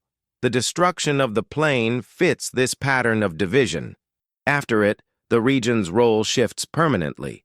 It no longer functions as connector or resource. It becomes margin, a buffer, a space that absorbs consequence so that surrounding systems can continue with reduced risk. This strategy reveals an uncomfortable truth about resilience. Sometimes resilience is not recovery but sacrifice. Certain zones are abandoned so that others may persist. This logic appears again and again in ancient planning. Floodplains left uninhabited, marshes avoided, ruins unrebuilt. These choices reflect hard-earned understanding of trade-offs. What makes the plain exceptional is the duration of its abandonment. Centuries pass without reclamation. This suggests that whatever occurred exceeded the usual thresholds. Ordinary disasters fade from memory as rebuilding begins. This one did not invite return. The cause of such permanence remains debated, but the effect is clear. The land itself enforced the boundary. Human intention became irrelevant. No decree was needed to keep people away. The environment carried the decision forward. This is the essence of catastrophic reset. It externalizes control. Instead of requiring constant vigilance, the system embeds restraint into conditions. The cost is in flexibility. Once embedded, the boundary cannot easily be removed, even if circumstances change. Ancient narratives acknowledge this cost implicitly. They do not celebrate the reset. They treat it as necessity rather than victory. The tone remains sober, restrained, almost regretful. There is no sense of conquest, only closure. As the narrative crosses into this phase, the focus turns from cause to aftermath. Not the moment of destruction, but the long shadow it casts. How societies reorganize around absence. How memory adapts to loss. How cycles continue with altered parameters. The destruction of the plain becomes one of several such shadows, not unique in kind, but extreme in degree. It anchors the cycle, reminding later generations that some corrections leave marks too deep to erase. What follows in the story is not escalation, but diffusion. The energy of catastrophe spreads outward into myth, ritual, and warning. It shapes behavior indirectly, influencing decisions far removed from the original event. In this way, the reset accomplishes its purpose. Order returns. Life continues. But it does so within narrower bounds, shaped by a lesson learned too late to prevent loss, yet preserved carefully enough to discourage its repetition in the same form. Order returns quietly after catastrophe, not with relief, but with recalibration. The ancient world did not expect healing to be complete. It expected stability to be sufficient. Life resumed not where it had been, but where conditions allowed it to persist without provoking further correction. This distinction mattered. Recovery was measured in continuity, not restoration. In the generations following the reset, societies learned to read absence as instruction. Where nothing grew, nothing was built. Where silence endured, speech softened. The environment became a partner in governance, enforcing limits more reliably than law or ritual ever could. This partnership was not chosen. It was accepted. The valley's transformation into a permanent margin reshaped regional movement. Caravans adjusted routes. Settlements clustered elsewhere. What had once been central became peripheral without ceremony. Over time, this adjustment felt natural, even inevitable. The original cause faded, but the pattern remained intact. This is how catastrophic memory embeds itself most effectively. Not through fear alone, but through habit. When people grow up navigating around a scar rather than through it, the scar no longer needs explanation. It becomes part of the world's grammar. Ancient texts reflect this shift subtly. References to the plain diminish. When it is mentioned, it appears as boundary rather than destination, a place passed by rather than entered. The tone is not dramatic. It is resigned. This resignation signals acceptance of permanence. In Sumerian thought, permanence carried weight. It implied that a decision had moved beyond human reversal. When outcomes persisted across generations, they were understood as settled. Not because they were just, but because they were irreversible. Wisdom lay in adaptation rather than resistance. This perspective shaped how later threats were approached. Leaders who remembered past resets were cautious. They favored containment over confrontation, isolation over engagement. When possible, instability was redirected away from populated centers and into zones already marked as hazardous. The valley thus became part of a broader strategy of spatial memory. Certain regions absorbed risk so others could function. This was not kindness. It was pragmatism refined through loss. Over time, as new powers rose and old ones faded, the memory of why certain places were avoided thinned further. But the avoidance itself persisted. This persistence suggests that the environmental signal was strong enough to reinforce behavior without cultural reinforcement. Modern observers often underestimate the role of land in shaping belief. Ancient people did not separate story from soil. When a place resisted cultivation, it resisted myth as well. The story bent to the land, not the other way around. The endurance of the valley's sterility thus serves as a form of continuity more reliable than text. Tablets break, libraries burn, but altered landscapes remain legible to those willing to notice patterns rather than narratives. As the narrative moves deeper into reflection, the focus shifts toward this relationship between memory and environment, how landscapes store decisions, how geography becomes archive, how the past persists not only in words, but in conditions that quietly guide the future. The destruction of the plain did not end history there. It redirected it. It narrowed possibilities, constrained movement, and taught restraint through absence rather than instruction. Its lesson was not loud enough to dominate memory, but deep enough to shape behavior long after explanation dissolved. What remains to be explored is how this form of memory interacts with later human confidence. When technology promises mastery over land itself, does the warning embedded in geography still hold? Or does it become invisible, dismissed as inconvenience rather than instruction? When technology promises mastery over land itself, the ancient warning embedded in geography grows easier to ignore. Confidence reframes resistance as challenge. Sterility becomes a problem to solve rather than a signal to heed. The old relationship between memory and environment begins to fracture, replaced by the assumption that every condition can be altered with sufficient force or ingenuity. This shift marks a turning point in the long cycle, where ancient societies adapted themselves to the limits imposed by land. Later ones increasingly attempt to impose their will upon it. The difference is subtle at first. Drainage systems improve, soil is treated, water is redirected.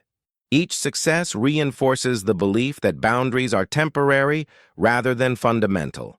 Yet even in periods of technological confidence, certain places resist. The valley remains one of them. Despite advances in engineering and chemistry, its condition proves stubborn. Salt persists. Water remains hostile. Large-scale habitation fails to take hold. The land continues to decline participation. This resistance creates cognitive dissonance. If mastery is assumed, then failure must be explained away. The story shifts again.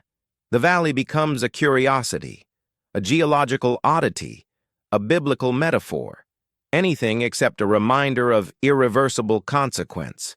Language moves to soften the discomfort of limitation. Ancient narratives anticipated this reaction. They understood that confidence grows fastest where memory is weakest. The farther a society moves from direct experience of catastrophe, the more likely it is to test inherited boundaries, not out of malice, but out of necessity mixed with optimism.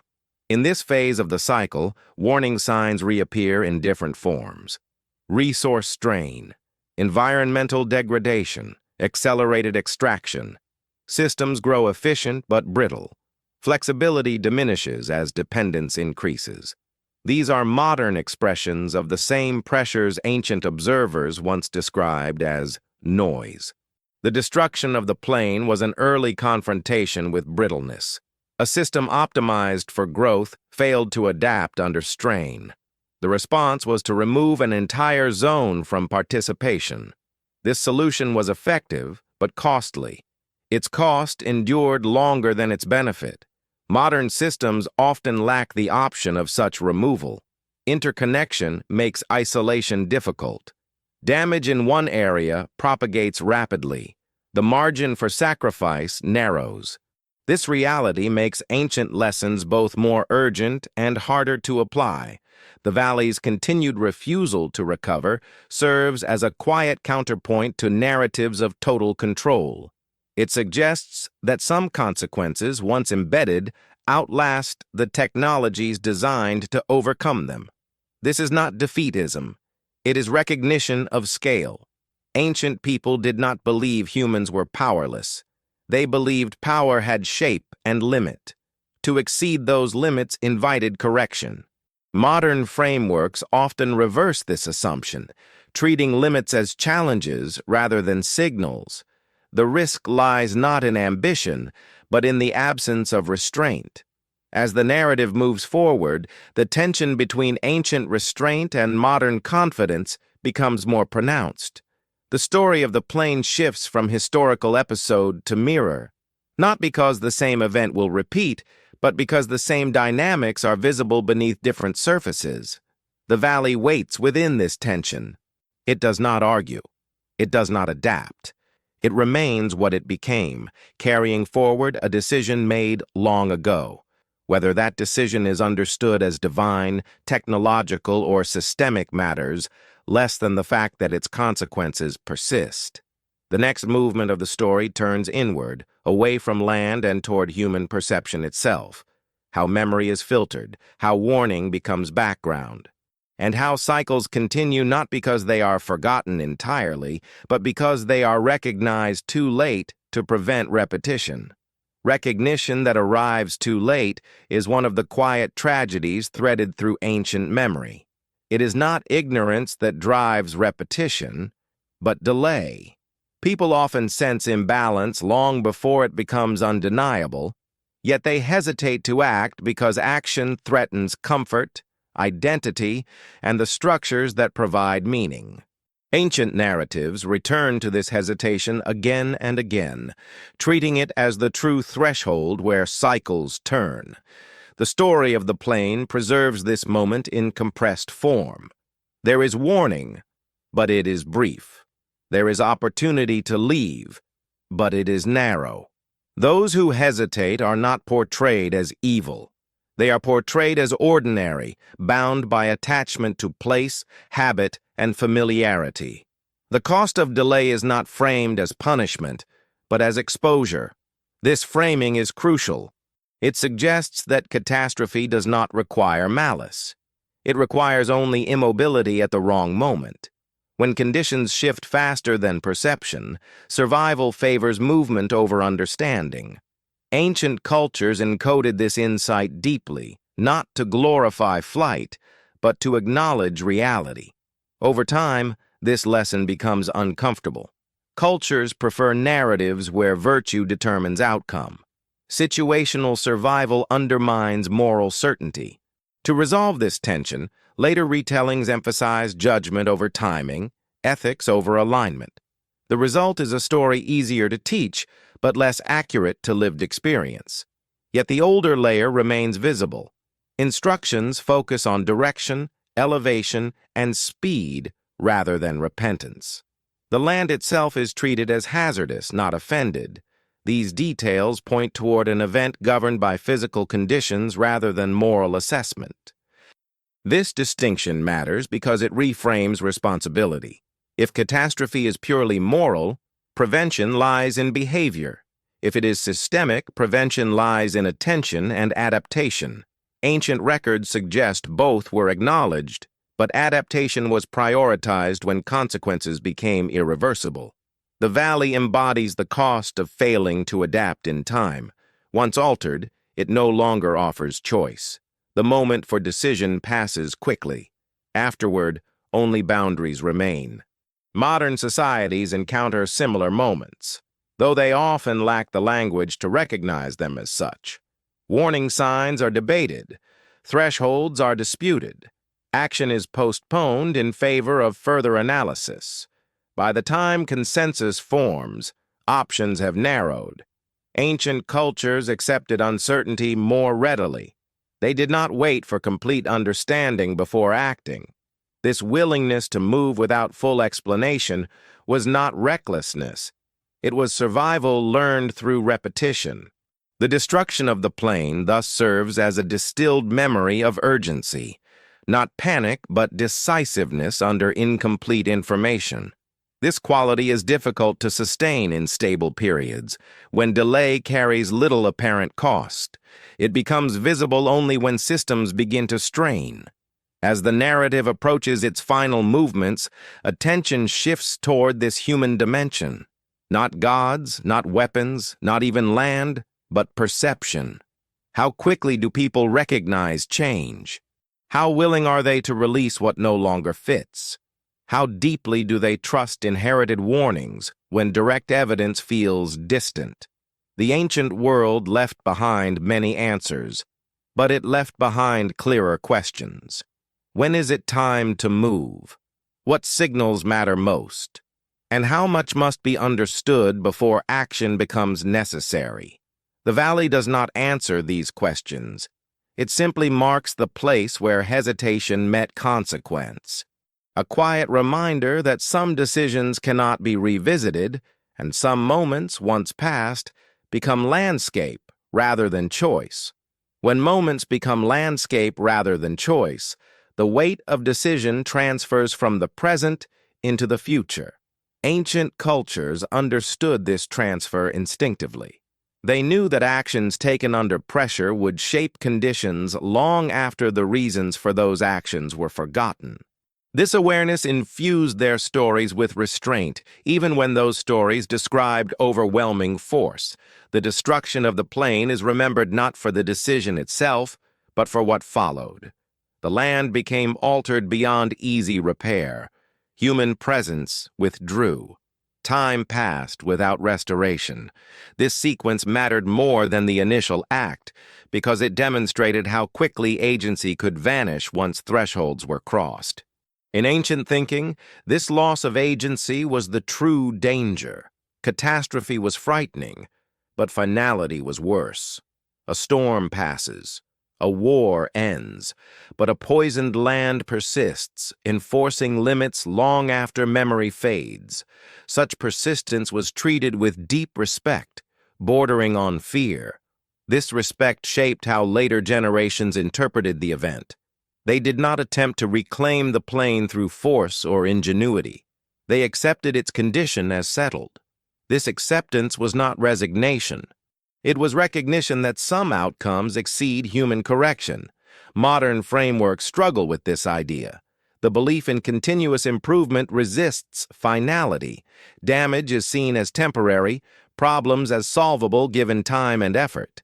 Ancient narratives challenge this optimism quietly, not by arguing against it, but by presenting cases where it failed. The valley stands as one such case. Its refusal to recover becomes part of its meaning. Each generation that passes without change reinforces the lesson that certain actions imprint themselves permanently. This permanence alters how time itself is perceived. The event ceases to be something that happened and becomes something that is. The past folds into the present, shaping behavior without requiring remembrance. The land teaches without speaking. Ancient storytellers recognized the power of this silent instruction. They did not attempt to overpower it with explanation. They allowed the environment to carry the weight of memory. Words were used sparingly, only to frame behavior around what could not be undone. As the cycles continue, this strategy reveals both its strength and its limitation. It preserves caution, but it does not preserve understanding. Future generations inherit boundaries without reasons. When pressure mounts, those boundaries are tested precisely because their origins are obscure. This is where cycles threaten to repeat. When inherited limits feel arbitrary, they invite challenge.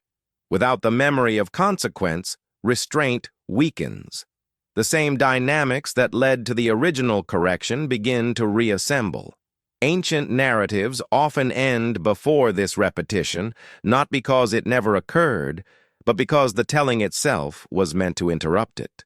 The story stops at warning, leaving the listener suspended in awareness rather than resolution. The destruction of the plain functions in this way.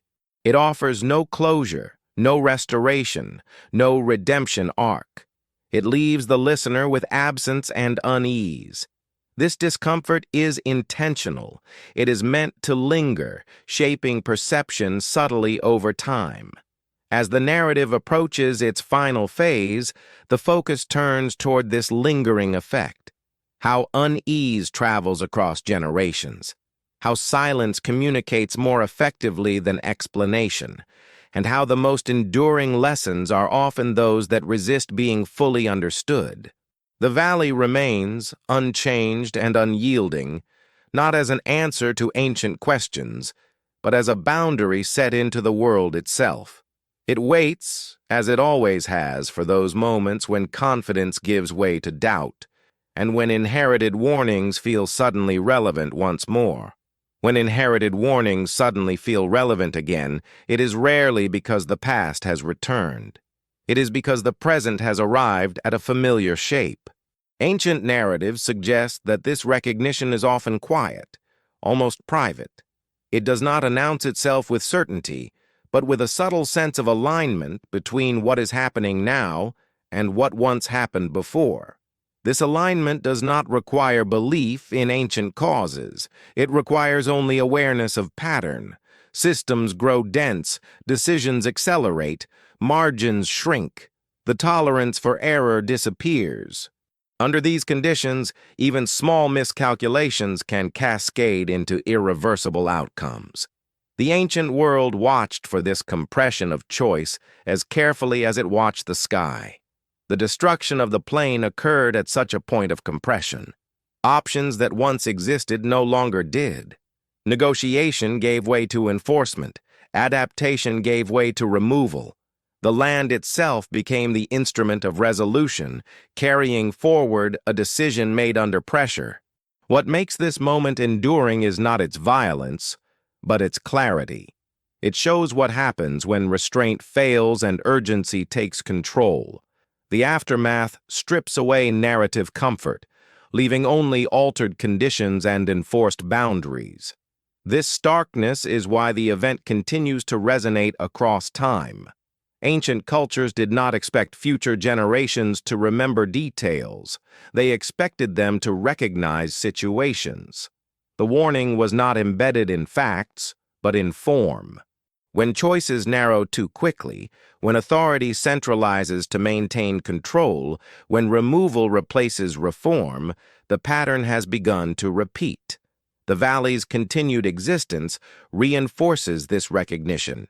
It remains a physical reminder that certain solutions solve immediate problems by creating long-term ones. Stability achieved through irreversible action carries costs that outlast the crisis that justified it. In later ages, this lesson is often reframed as inevitability. The language of fate replaces the language of choice. This shift protects systems from critique, but it also weakens prevention. If collapse is inevitable, restraint becomes meaningless. Ancient narratives resisted this framing. They emphasized consequence over destiny. Even when outcomes were described as decreed, the path leading to them was filled with human and systemic decisions. The future was not fixed. It was narrowed. The destruction of the plain marks the end of one such narrowing. Beyond it, options collapse into permanence. Before it, there was still movement, still possibility. This distinction matters because it places responsibility not in the moment of catastrophe, but in the accumulation of choices that precede it. As the narrative moves closer to reflection, attention shifts away from ancient actors and toward this accumulation itself. How small decisions align over time. How systems drift without noticing. How urgency emerges not as surprise, but as culmination. The valley does not dramatize this process. It does not tell its story loudly. It waits, unchanged, allowing each generation to encounter it anew. Some see only salt and silence. Others sense the weight of something decided too finely to be undone. In this way, the destruction of the plain becomes less about what was lost and more about what was learned, even if that learning remains incomplete. It stands as a quiet threshold in human memory, reminding those who approach that some paths once taken do not loop back. What follows in the final movements of the story is not further speculation, but release, a turning away from explanation toward acceptance. Not acceptance of catastrophe, but acceptance of limits. The ancient world understood that wisdom often begins where mastery ends, and that listening to what remains unsaid can be as important as interpreting what survives. Acceptance of limits was never meant to feel like surrender. In ancient thought, it was a form of alignment. To recognize where influence ended was to avoid provoking forces that no longer responded to negotiation. This understanding allowed societies to persist within boundaries rather than be broken by testing them endlessly. The destruction of the plain marks one such boundary. It is not remembered as a challenge to overcome, but as a line that should not be crossed again. The absence that followed was not filled with plans or promises. It was left intact, as though altering it further would only deepen the original error.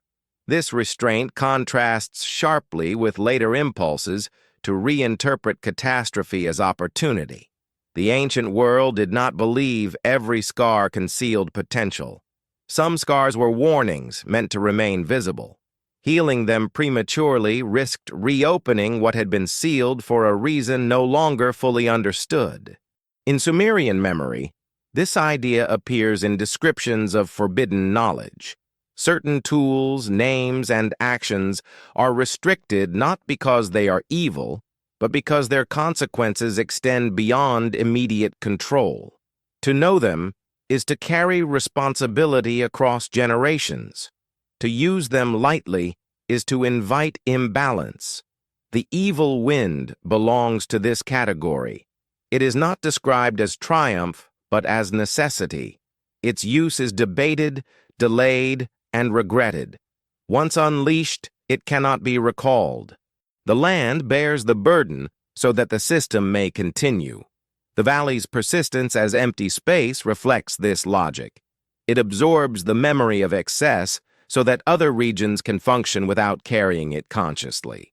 This is a harsh form of balance, one that trades local devastation for wider continuity.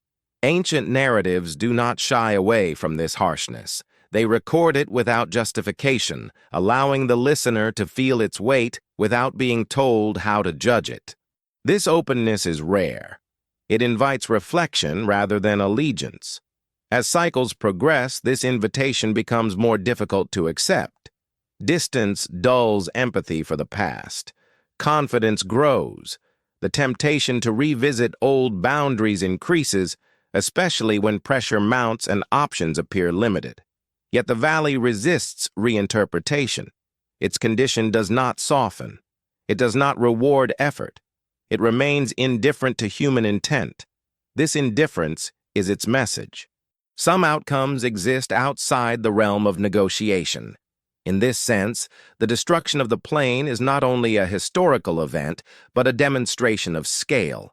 It shows what happens when human systems collide with forces they can initiate but not contain.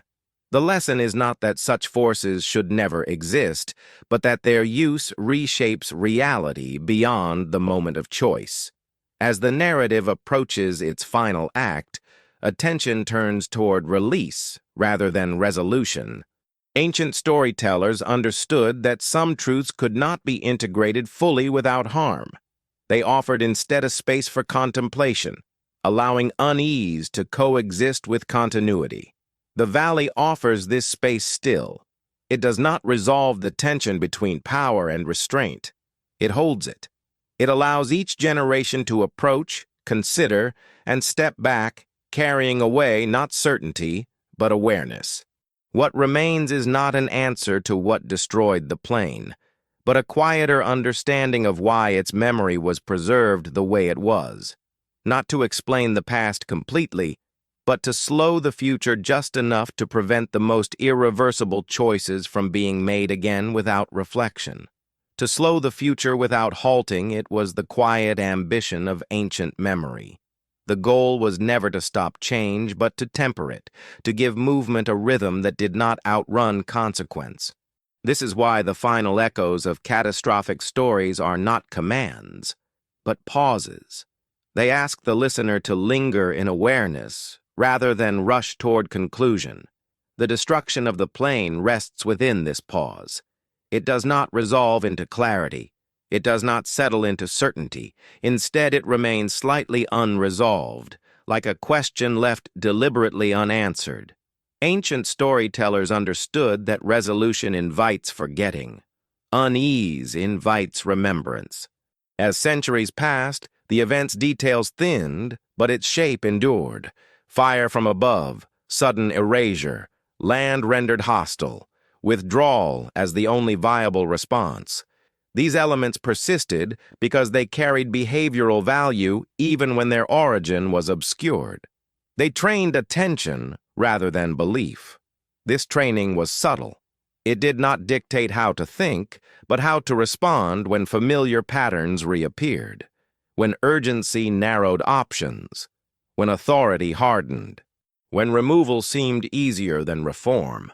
In those moments, the memory of irreversible consequence hovered just below consciousness. The valley's continued sterility reinforced this memory without argument. It did not require interpretation. It did not demand reverence.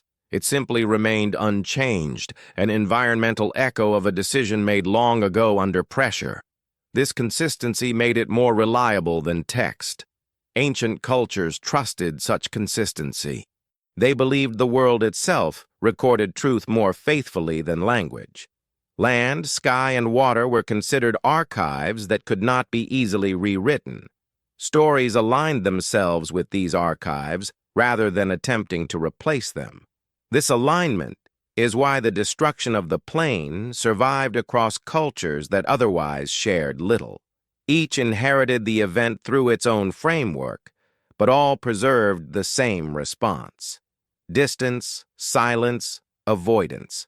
These shared behaviors mattered more than shared explanation. As the narrative reaches this turning point, speculation begins to recede. The question of what exactly happened becomes less urgent than the recognition of why it mattered. The story has done its work if it has shifted attention toward limits, timing, and restraint. Ancient storytellers did not expect their listeners to solve the past. They expected them to live more carefully in the present. The destruction of the plane was preserved not as a mystery to be decoded, but as a pattern to be recognized. From this point forward, the narrative does not advance toward new catastrophes. It slows. It releases the tension it has built. The remaining movement is inward, reflective, and quiet. The cycle has been traced far enough to be felt. What remains is an invitation rather than a warning. To notice when systems feel strained. To recognize when urgency begins to replace understanding. To remember that some choices, once made, become geography. The valley stands as proof of this transformation. Decision hardened into land. Moment extended into centuries. Action translated into absence. It is not a threat. It is a reminder of scale. As the final act approaches, the story prepares to let go of its own questions, not because they are answered, but because they have served their purpose. The ancient world understood that wisdom does not always arrive as certainty. Sometimes it arrives as stillness, and sometimes stillness is enough. Stillness is where interpretation begins to loosen its grip, and reflection takes its place. In the final movements of ancient narratives, certainty is intentionally withdrawn. The listener is left not with conclusions, but with space. This space is not emptiness. It is the quiet where patterns settle and connections form without being forced. By the time the story reaches this stage, The destruction of the plane has already fulfilled its function. It has illustrated consequence, demonstrated permanence, and traced the narrowing of choice that precedes irreversible action. To explain it further would risk turning warning into doctrine and doctrine into complacency. Ancient storytellers understood this risk well. When explanation becomes fixed, it can be memorized and dismissed. When ambiguity remains, attention stays active. The unanswered question continues to work long after the story ends. This is why later interpretations diverged so widely. Some saw divine judgment, others saw natural catastrophe, others sensed technology beyond their understanding. Each interpretation revealed more about the interpreter than about the event itself. The core pattern remained untouched. The valley does not argue with these interpretations. It does not confirm or deny them. It exists beyond explanation, grounded in consequence rather than theory. Its silence absorbs speculation without being altered by it. In this way, the destruction of the plane becomes less about history and more about inheritance. What is passed down is not knowledge, but posture, a way of holding power cautiously, a willingness to step back when certainty dissolves, an instinct to recognize when land, systems, or societies stop responding to effort. Ancient cultures prized this posture because it preserved continuity. They believed that survival depended less on mastery than on alignment. To align with reality was to notice resistance early and adapt before force became the only remaining option. Modern frameworks often reverse this logic. Resistance is treated as obstacle rather than signal. The impulse is to push harder, to innovate past limitation. This approach yields extraordinary progress, but it also increases the risk of irreversible consequence when thresholds are crossed unknowingly. The valley's enduring state offers a counterbalance to this impulse. It suggests that not every problem yields to effort, and not every boundary is meant to be crossed. Some exist to define the shape of survival itself. As the narrative turns inward, the question is no longer what destroyed the plane, but what preserves restraint across time. Ancient people answered this by embedding memory into land, story, and silence. They accepted ambiguity as a tool rather than a failure. This acceptance does not diminish curiosity. It disciplines it. It reminds the listener that understanding without humility can become dangerous, especially when it tempts action beyond comprehension. The destruction of the plane remains an unresolved chord in human memory. It does not resolve into harmony. It lingers, asking to be felt rather than solved. In that lingering, it continues to guide without commanding. The final act does not seek to complete the story. It seeks to release it, to allow the listener to carry forward not answers, but awareness. The ancient world believed that awareness was the most reliable inheritance of all. As the rhythm slows, the land, the silence, and the unanswered questions begin to merge. What remains is not fear, but a calm recognition that some lessons endure precisely because they resist conclusion. Calm recognition is where the cycle finally loosens its hold. Not because the danger has passed forever, but because awareness has replaced urgency. Ancient narratives often conclude in this register, not with resolution, but with release. The story steps aside so that its shape can continue working quietly within the listener. By this point, the destruction of the plane no longer needs to be emphasized. Its outline is already imprinted. Sudden force, narrowed choice, permanent consequence. These elements have been repeated not to convince, but to settle into memory the way tides settle into shorelines. What ancient storytellers trusted was not persuasion, but repetition softened by time. They believed that if a pattern was felt often enough, it would be recognized when it mattered. Not consciously, not analytically, but intuitively.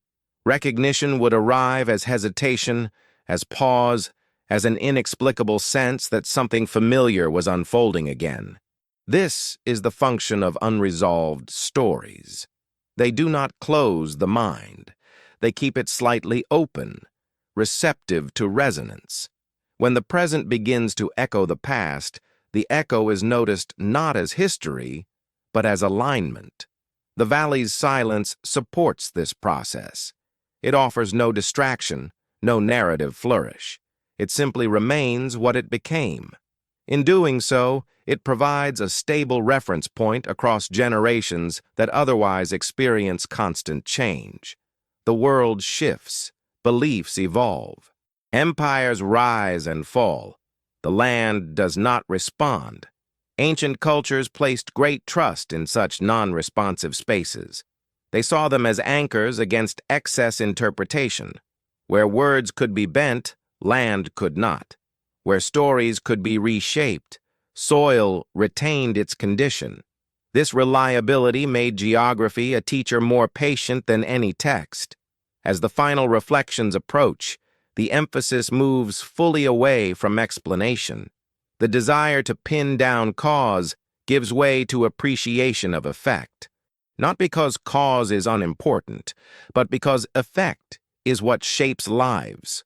The destruction of the plain mattered because it altered how people moved, where they settled, and what they feared. It mattered because it introduced a silence into the map that no later ambition could easily erase. It mattered because it taught restraint without speaking. Ancient memory valued such teaching highly. It understood that the most durable lessons are those that do not demand agreement. They simply wait until conditions make them relevant again.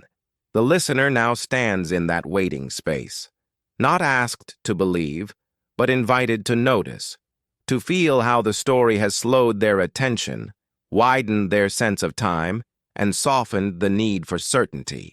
In this stillness, the ancient world releases its hold. It does not cling to relevance.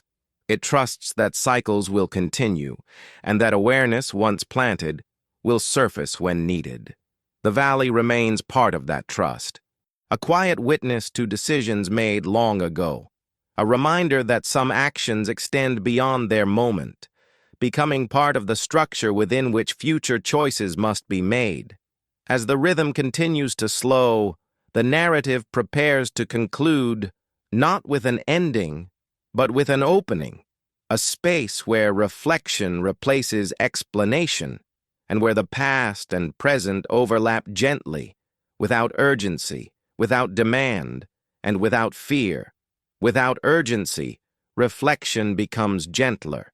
The ancient world understood this gentleness as a form of wisdom, one that allowed memory to breathe rather than harden into rule. In the quiet after a story's weight has settled, meaning is free to drift, to attach itself to moments in the listener's own life without being forced.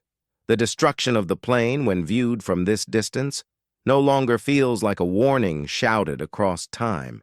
It feels like a low tone, constant and patient.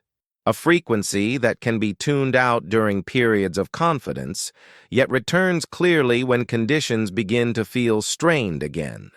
Ancient narratives trusted this return. They did not expect vigilance to be permanent. They expected it to be cyclical, reawakening when necessary. This expectation shaped how stories were preserved. They were not sharpened to cut, but rounded to endure. The valley's presence supports this philosophy. It does not intrude. It does not demand pilgrimage or explanation. It exists at the edge of awareness, influencing behavior indirectly. Roads bend, settlements thin, silence widens. These adjustments happen without deliberation, guided by conditions rather than belief. In this way, the land continues the work that storytellers began. It maintains a boundary without enforcing it. It allows freedom of interpretation while quietly discouraging repetition. This balance between liberty and limit is difficult to achieve through law or doctrine. Geography accomplishes it effortlessly. As the narrative moves toward its final blocks, the emphasis rests fully on inheritance of perception rather than inheritance of fact. Facts can be disputed, revised, or forgotten. Perception, once shaped, lingers. It informs instinct, hesitation, and choice. The ancient world invested heavily in shaping perception because it understood how fragile certainty could be. Knowledge erodes, tools change, authority shifts. What remains is the way people feel when something familiar begins to feel unstable. The destruction of the plane trained that feeling. It associated sudden erasure with narrowed choice. It linked silence with consequence. It taught that some outcomes do not announce themselves until they are irreversible. These associations do not require conscious recall. They surface as unease, as caution, as an impulse to step back rather than press forward. Ancient cultures believed such impulses were worth preserving, even if the reasons for them faded. As modern listeners absorb this story, they are not being asked to adopt ancient beliefs. They are being invited to recognize ancient patterns. The value lies not in agreement, but in resonance. The narrative now slows further, preparing to release its hold completely. What remains is not a conclusion, but a state of awareness shaped by repetition, silence, and the steady presence of a land that remembers what language eventually lets go. In this state, the story no longer needs to move forward. It has arrived where it intended to go, into a calm space where the past can rest without being solved, and where the present can be felt more clearly for having listened. In this calm space, time feels less linear and more layered. Ancient storytellers were attentive to this sensation.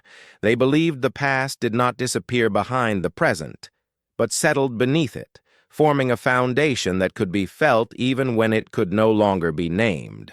What endured was not chronology, but weight.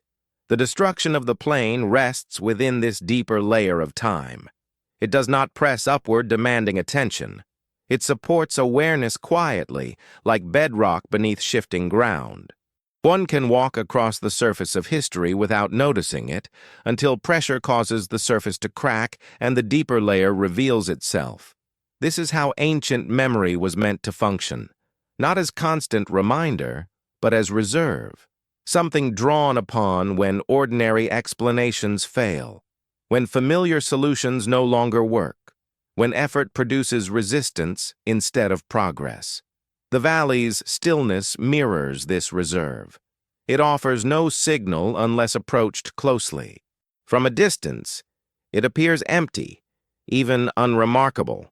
Only when one comes near does its difference become apparent. The air feels heavier. Movement slows. Sound behaves differently. The land communicates through sensation rather than story. Ancient people trusted such sensations. They believed the body recognized imbalance before the mind could articulate it. This belief shaped how warnings were preserved. Instead of explaining danger, they described how it felt: heat, silence, disorientation, weight. These impressions could be recognized again without intellectual effort. Over time, this approach allowed memory to survive cultural change. Even when language shifted and theology evolved, the sensations described remained intelligible. Anyone who encountered similar conditions could recognize the pattern, regardless of explanation. The destruction of the plane, preserved through sensation as much as narrative, thus remained accessible across ages. Fire from above, air that harms, land that rejects life. These are experiences, not doctrines. They translate easily because they bypass interpretation. As the narrative nears its close, this experiential layer becomes more prominent. The story recedes, and what remains is atmosphere, a feeling of quiet gravity, a sense that some places carry more than they show. Ancient storytellers understood that atmosphere could carry truth where words could not. They allowed stories to dissolve into mood, trusting that the listener would carry that mood forward into moments when it mattered. The Valley continues this work. It holds its atmosphere without explanation, offering each generation the same encounter. Some walk through quickly, others pause, a few listen. What is heard is not instruction, but resonance, a reminder that choices shape conditions, and conditions shape future choice, that not all paths loop back, that some silence is earned. As the final movements approach, the narrative no longer needs to add meaning. It allows meaning to arise on its own, shaped by the listener's attention. The ancient world believed this was the most respectful way to pass on difficult knowledge. In this respect, the story ends not with a statement, but with space. A space where the valley, the memory, and the listener coexist quietly, without urgency, without demand, and without the need for certainty. In this shared quiet, the boundary between listener and story begins to dissolve. Ancient narratives were designed for this moment, when the tale no longer feels external, but internalized, resting alongside personal memory and experience. The story stops being something that happened long ago and becomes something that informs how the present is felt. The destruction of the plain settles into this space naturally. It no longer needs to be recalled in detail. Its presence is implied through absence, through the sense that some histories are carried not by events, but by their aftermath. The land does not recount what occurred. It demonstrates what remains. Ancient cultures believed this demonstration was more trustworthy than explanation. Explanations invite argument. Demonstrations invite recognition. When land refuses cultivation, when silence persists despite time, the lesson is delivered without language. It cannot be debated away. This approach protected the warning from erosion. Even as stories were retold, reshaped, and moralized, the physical condition of the valley continued to speak its own truth. The story could change. The land could not. Over generations, this created a layered understanding. On the surface, people inherited parable and scripture. Beneath that, they inherited behavior shaped by geography.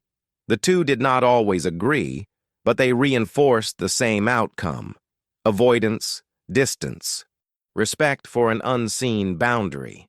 This layered inheritance mirrors the way humans process risk intuitively. Long before danger is articulated, the body reacts. Pace slows, attention sharpens, movement adjusts. Ancient storytellers trusted these reactions more than rational argument. They aimed their stories at instinct rather than intellect. The destruction of the plain trained such instinct. It linked certain sensations with irreversible outcome: heat without relief, air that harms, land that does not forgive. These impressions lingered even when belief systems shifted. As the narrative continues its gradual release, the emphasis rests on this instinctual layer. The listener is not asked to decide what they believe about ancient causes. They are invited to notice how the story has altered their sense of scale, time, and consequence. Ancient wisdom often worked this way. It did not instruct directly. It adjusted perception, trusting that behavior would follow naturally. When perception changes, choices change without force.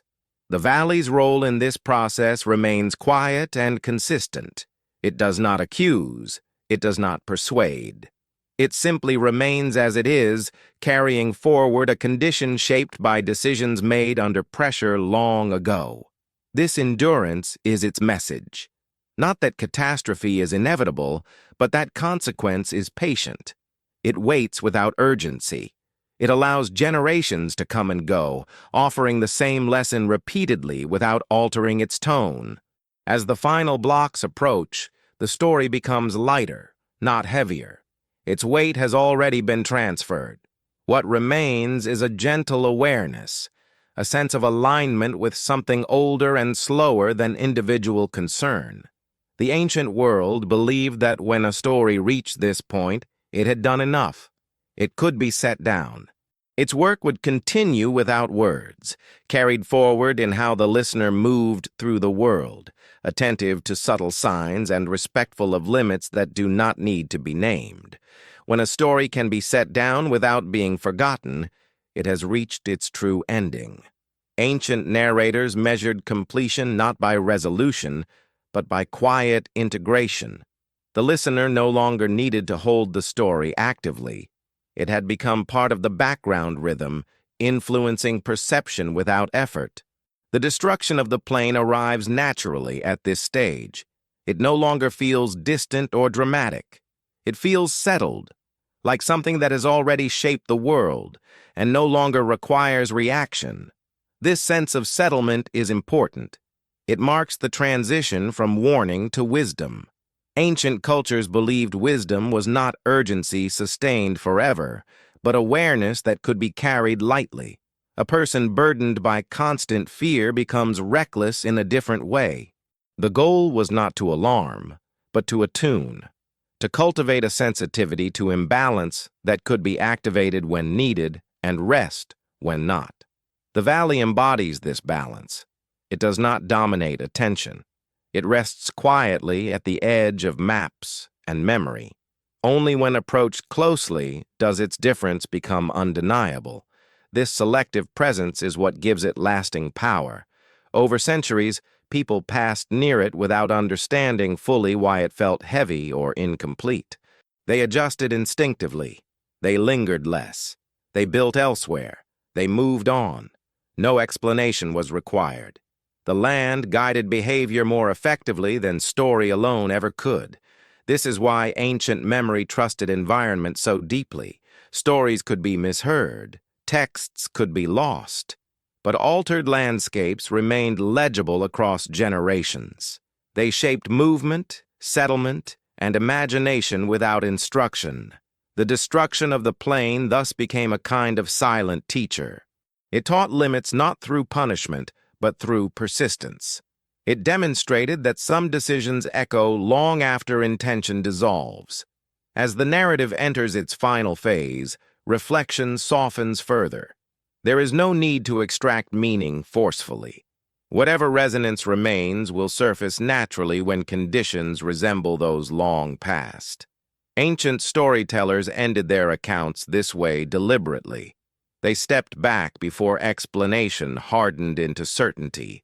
They allowed the listener to remain with sensation rather than conclusion.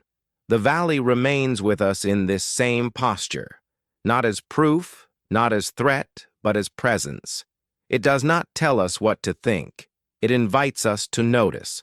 What has been carried forward is not a claim about ancient power or divine intervention. It is a sensitivity to scale, to consequence, and to moments when choice begins to narrow too quickly. In this sensitivity, the past releases its grip. It no longer asks to be solved. It asks only to be remembered when the ground beneath familiar systems begins to feel less stable, and when silence starts to gather where explanation once felt sufficient. The story now prepares to close by doing what it has done all along. It slows. It quiets. It allows the listener to rest within the awareness it has shaped, trusting that this awareness, once felt, will know when to return on its own. Resting within awareness was the final intention of ancient storytelling. Once awareness was present, nothing more needed to be added. The story did not seek to dominate thought or demand allegiance. It trusted the listener to carry forward what mattered, and to let the rest dissolve naturally. The destruction of the plane now exists fully in this resting state. It no longer asks to be examined or defended. It does not require belief or rejection. It remains as a quiet reference, a point of orientation that can be felt rather than recalled. Its lesson is not urgent. It is patient. Ancient cultures valued this patience deeply. They understood that lessons delivered too forcefully provoke resistance. Lessons that arrive softly tend to endure. The valley teaches without insisting. It allows the listener to approach, retreat, or pass by, offering the same silence each time. This silence is not emptiness. It is containment. It holds the weight of consequence without spilling it into fear. It demonstrates that even the most extreme outcomes can eventually be held within calm awareness, not because they lose importance, but because they have been fully integrated. In this way, the destruction of the plane becomes part of a larger inheritance of restraint. Not restraint born of control, but restraint born of understanding limits. Ancient people did not imagine limits as weaknesses. They saw them as shapes that allowed life to persist without tearing itself apart. Modern listeners may sense this difference intuitively.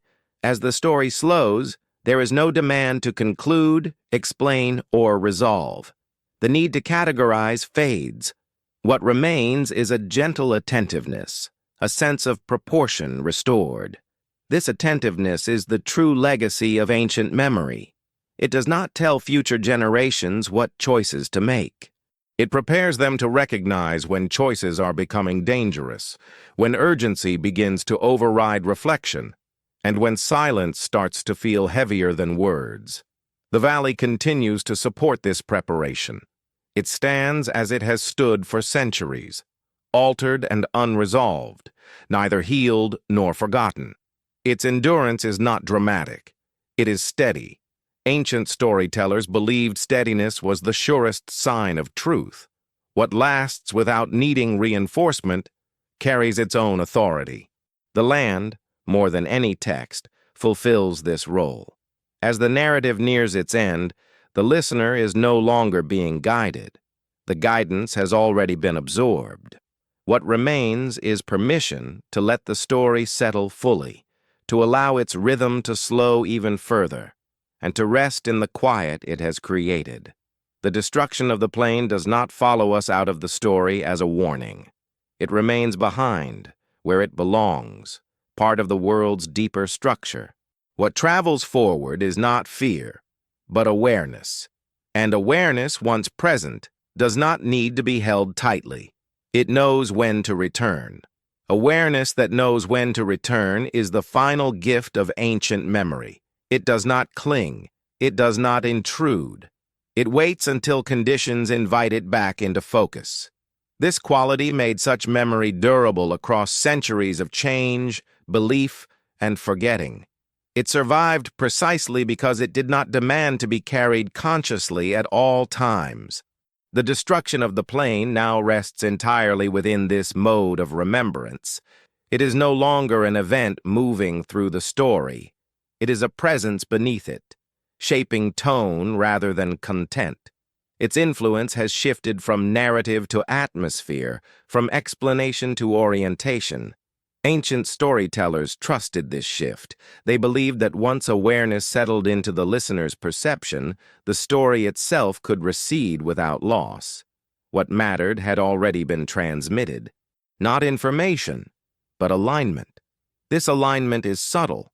It expresses itself as hesitation at the right moment, as an instinctive pause when pressure mounts too quickly, as a sense that not every boundary is meant to be crossed simply because it can be. These responses feel personal, but they are inherited, carried forward through countless quiet repetitions of story, silence, and land. The valley's role in this inheritance remains unchanged. It does not need to be revisited often. It does not need to be explained anew. Its condition is stable, and stability is what ancient memory relied upon most. What remains the same teaches more reliably than what changes. As cycles continue, this stability becomes increasingly valuable. In a world defined by acceleration, something unmoving offers perspective. It slows perception simply by existing. It reminds without instructing. Ancient narratives concluded when this reminder could stand on its own. They withdrew before interpretation hardened into doctrine.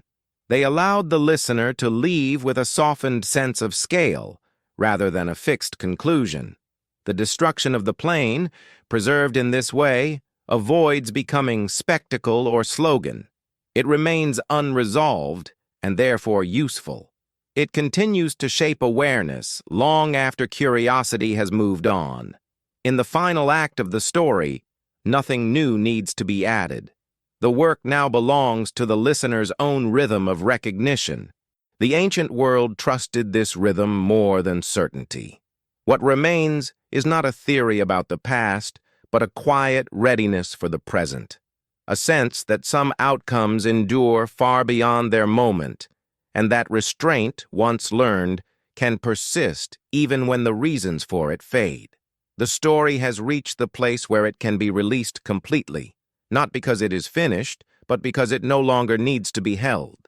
Like the valley itself, it remains where it is, unchanged, waiting without urgency for the next moment when awareness quietly recognizes its shape again. Release, in ancient understanding, was never abandonment. It was trust. Trust that what needed to remain would remain without effort, and that what needed to fade would do so without harm. Stories were not meant to be carried forever in conscious thought. They were meant to settle, to become part of the quiet structure beneath daily life. The destruction of the plain now exists entirely within that structure. It is no longer dramatic, no longer active. It has become background gravity, something felt rather than remembered. Ancient cultures believed this was the safest state for dangerous knowledge. When held too tightly, it distorts judgment. When released too completely, it invites repetition. Balance lies between. This balance is visible in how the valley persists. It is neither hidden nor emphasized. It exists plainly, unchanged, allowing each generation to encounter it without instruction. Some notice nothing. Others feel unease without knowing why. Both responses are acceptable. The lesson does not require uniform understanding. Ancient wisdom often operated through this allowance. It trusted individuals and societies to approach boundaries at their own pace. Forced awareness was considered brittle. Earned awareness endured. As the narrative slows further, the listener is no longer being guided through ideas. Instead, space opens for personal reflection. The story withdraws deliberately, leaving room for the listener's own associations, memories, and intuitions to surface. This withdrawal is not emptiness. It is an invitation to rest, to let the weight of ancient consequence dissolve into a calm awareness of scale, to recognize that not every question demands an answer, and not every mystery seeks resolution. The destruction of the plain does not insist on meaning. It simply exists as part of the world's deeper memory, reminding without instructing, cautioning without threatening. Its endurance is quiet proof that some lessons are best preserved through presence rather than explanation. Ancient storytellers ended many of their accounts at this threshold. They believed that once the listener reached a state of stillness, the story had achieved its purpose. Anything added beyond that risked breaking the spell of reflection. The valley remains within this stillness. It does not follow the listener forward. It stays where it has always been, a fixed point in a moving world. What moves forward is not fear, but a softened attention to consequence. As this attention settles, the story loosens its final threads. Nothing more needs to be carried consciously. The rhythm slows. The past recedes gently, not into forgetfulness, but into quiet readiness. What remains is a sense of continuity, a feeling that the ancient world is not gone, but resting beneath the present, waiting calmly for those moments when awareness needs to deepen again. In this quiet continuity, the ancient and the present no longer feel separate. Time folds gently, not collapsing into confusion, but aligning into a shared stillness. The past does not intrude. It rests, like sediment layered beneath familiar ground, influencing shape without demanding attention. The destruction of the plain belongs fully to this layered time. It is no longer an event with edges. It is a condition woven into the world, a reminder that some choices outlast the people who made them. Ancient cultures accepted this without bitterness. They understood that endurance was not injustice. It was consequence extended. This acceptance softened their relationship with memory. They did not expect the past to be corrected or redeemed. They expected it to be carried forward quietly, shaping the future without dominating it. In this way, memory became a companion rather than a burden. The valley exemplifies this companionship. It does not accuse later generations of ignorance or failure. It does not demand reverence. It simply offers presence. Those who notice it feel a subtle shift in pace. Those who do not still move around it, guided by conditions rather than awareness. Ancient storytellers believed both outcomes were valid. Wisdom was not a requirement imposed on everyone equally. It was an option available to those who paused long enough to feel it. The story did not force that pause. It created the conditions where pausing felt natural. As the narrative continues to dissolve, the listener is left with sensation rather than structure, a calm heaviness, a widened sense of time, a recognition that some silences are intentional and protective rather than empty. This recognition does not demand action. It invites gentler movement through the world, a willingness to slow when pressure increases, an openness to stepping back when certainty dissolves. These are small adjustments, but ancient cultures believed they made the difference between continuity and collapse. The destruction of the plain does not insist that catastrophe will repeat. It suggests only that the conditions for catastrophe have shapes that can be recognized. Awareness of shape was considered more valuable than prediction of outcome. As the final moments approach, the story no longer feels like something being told. It feels like something being allowed to settle. The listener is no longer receiving information, but resting within perspective. Ancient narratives often ended here, not with closure, but with equilibrium restored. The world continues. The story remains. Neither demands attention, yet both remain available. The valley continues to hold its place within this equilibrium. It neither heals nor worsens. It simply is. And in that being, it completes its role, offering a steady reference in a world that rarely stands still. Equilibrium is a quiet achievement.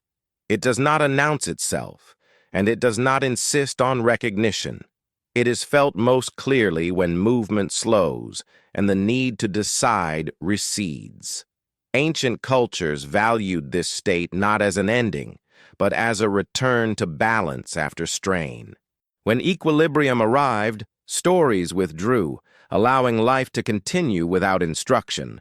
The destruction of the plain has long since settled into this equilibrium. It no longer disturbs the surface of history. It rests beneath it, influencing shape and direction without requiring attention. This resting place is not forgetfulness. It is containment. The lesson remains intact precisely because it is not repeated loudly. Ancient storytellers trusted this containment. They believed that when a lesson was fully absorbed, it no longer needed to be spoken.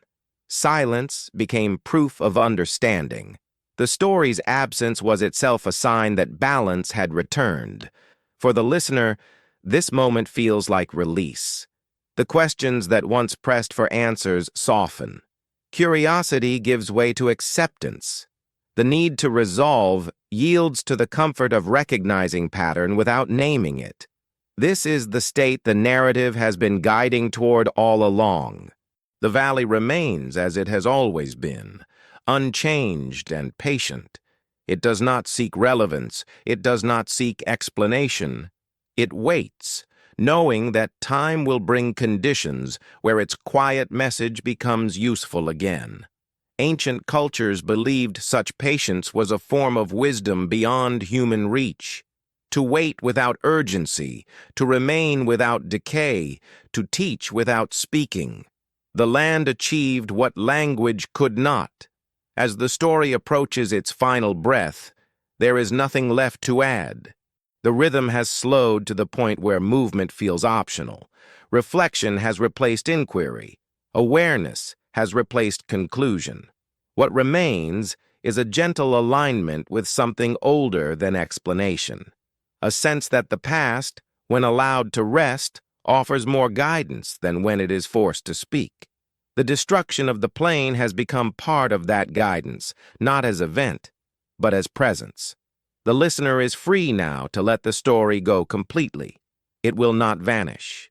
It will remain available, embedded in the world's deeper structure, ready to surface only when needed. In this quiet, the ancient world releases its final hold, trusting that equilibrium, once felt, will remember itself without effort. In the end, there is no ending, only continuity. The ancient world understood this and shaped its stories accordingly. They did not close with certainty or command. They closed with stillness, allowing the listener to rest within a sense of connection that did not require belief or resolution. The destruction of the plane now belongs fully to that continuity. It is neither lesson nor warning, neither myth nor evidence. It is part of the world's long memory, held gently in land, silence, and time. It asks nothing and offers presence. This presence is calm. It does not provoke fear or urgency. It encourages a softer attention to consequence, a quieter respect for limits, and a deeper patience with uncertainty. These qualities were considered the true inheritance of ancient knowledge. As the final silence settles, the story steps away completely. What remains is not information, but atmosphere, a feeling of having listened to something old and steady, something that did not need to persuade to be felt. The valley remains where it has always been. The land remains as it became. The memory remains without insisting, and the listener remains free, carrying forward only what feels natural to carry. In this space, rest comes easily. The past no longer presses forward, and the future no longer demands anticipation. The present widens, calm and unhurried. Ancient storytellers trusted this widening. They believed that when awareness expanded gently, wisdom followed without effort. Nothing needed to be added. Nothing needed to be removed. The story is complete because it has returned to stillness. The cycle is traced, the weight is settled, and the silence is enough. You may let the night carry this quiet forward, knowing that what was meant to remain will remain, and what was meant to fade will do so softly, without disturbance. The ancient world rests now, and so can you.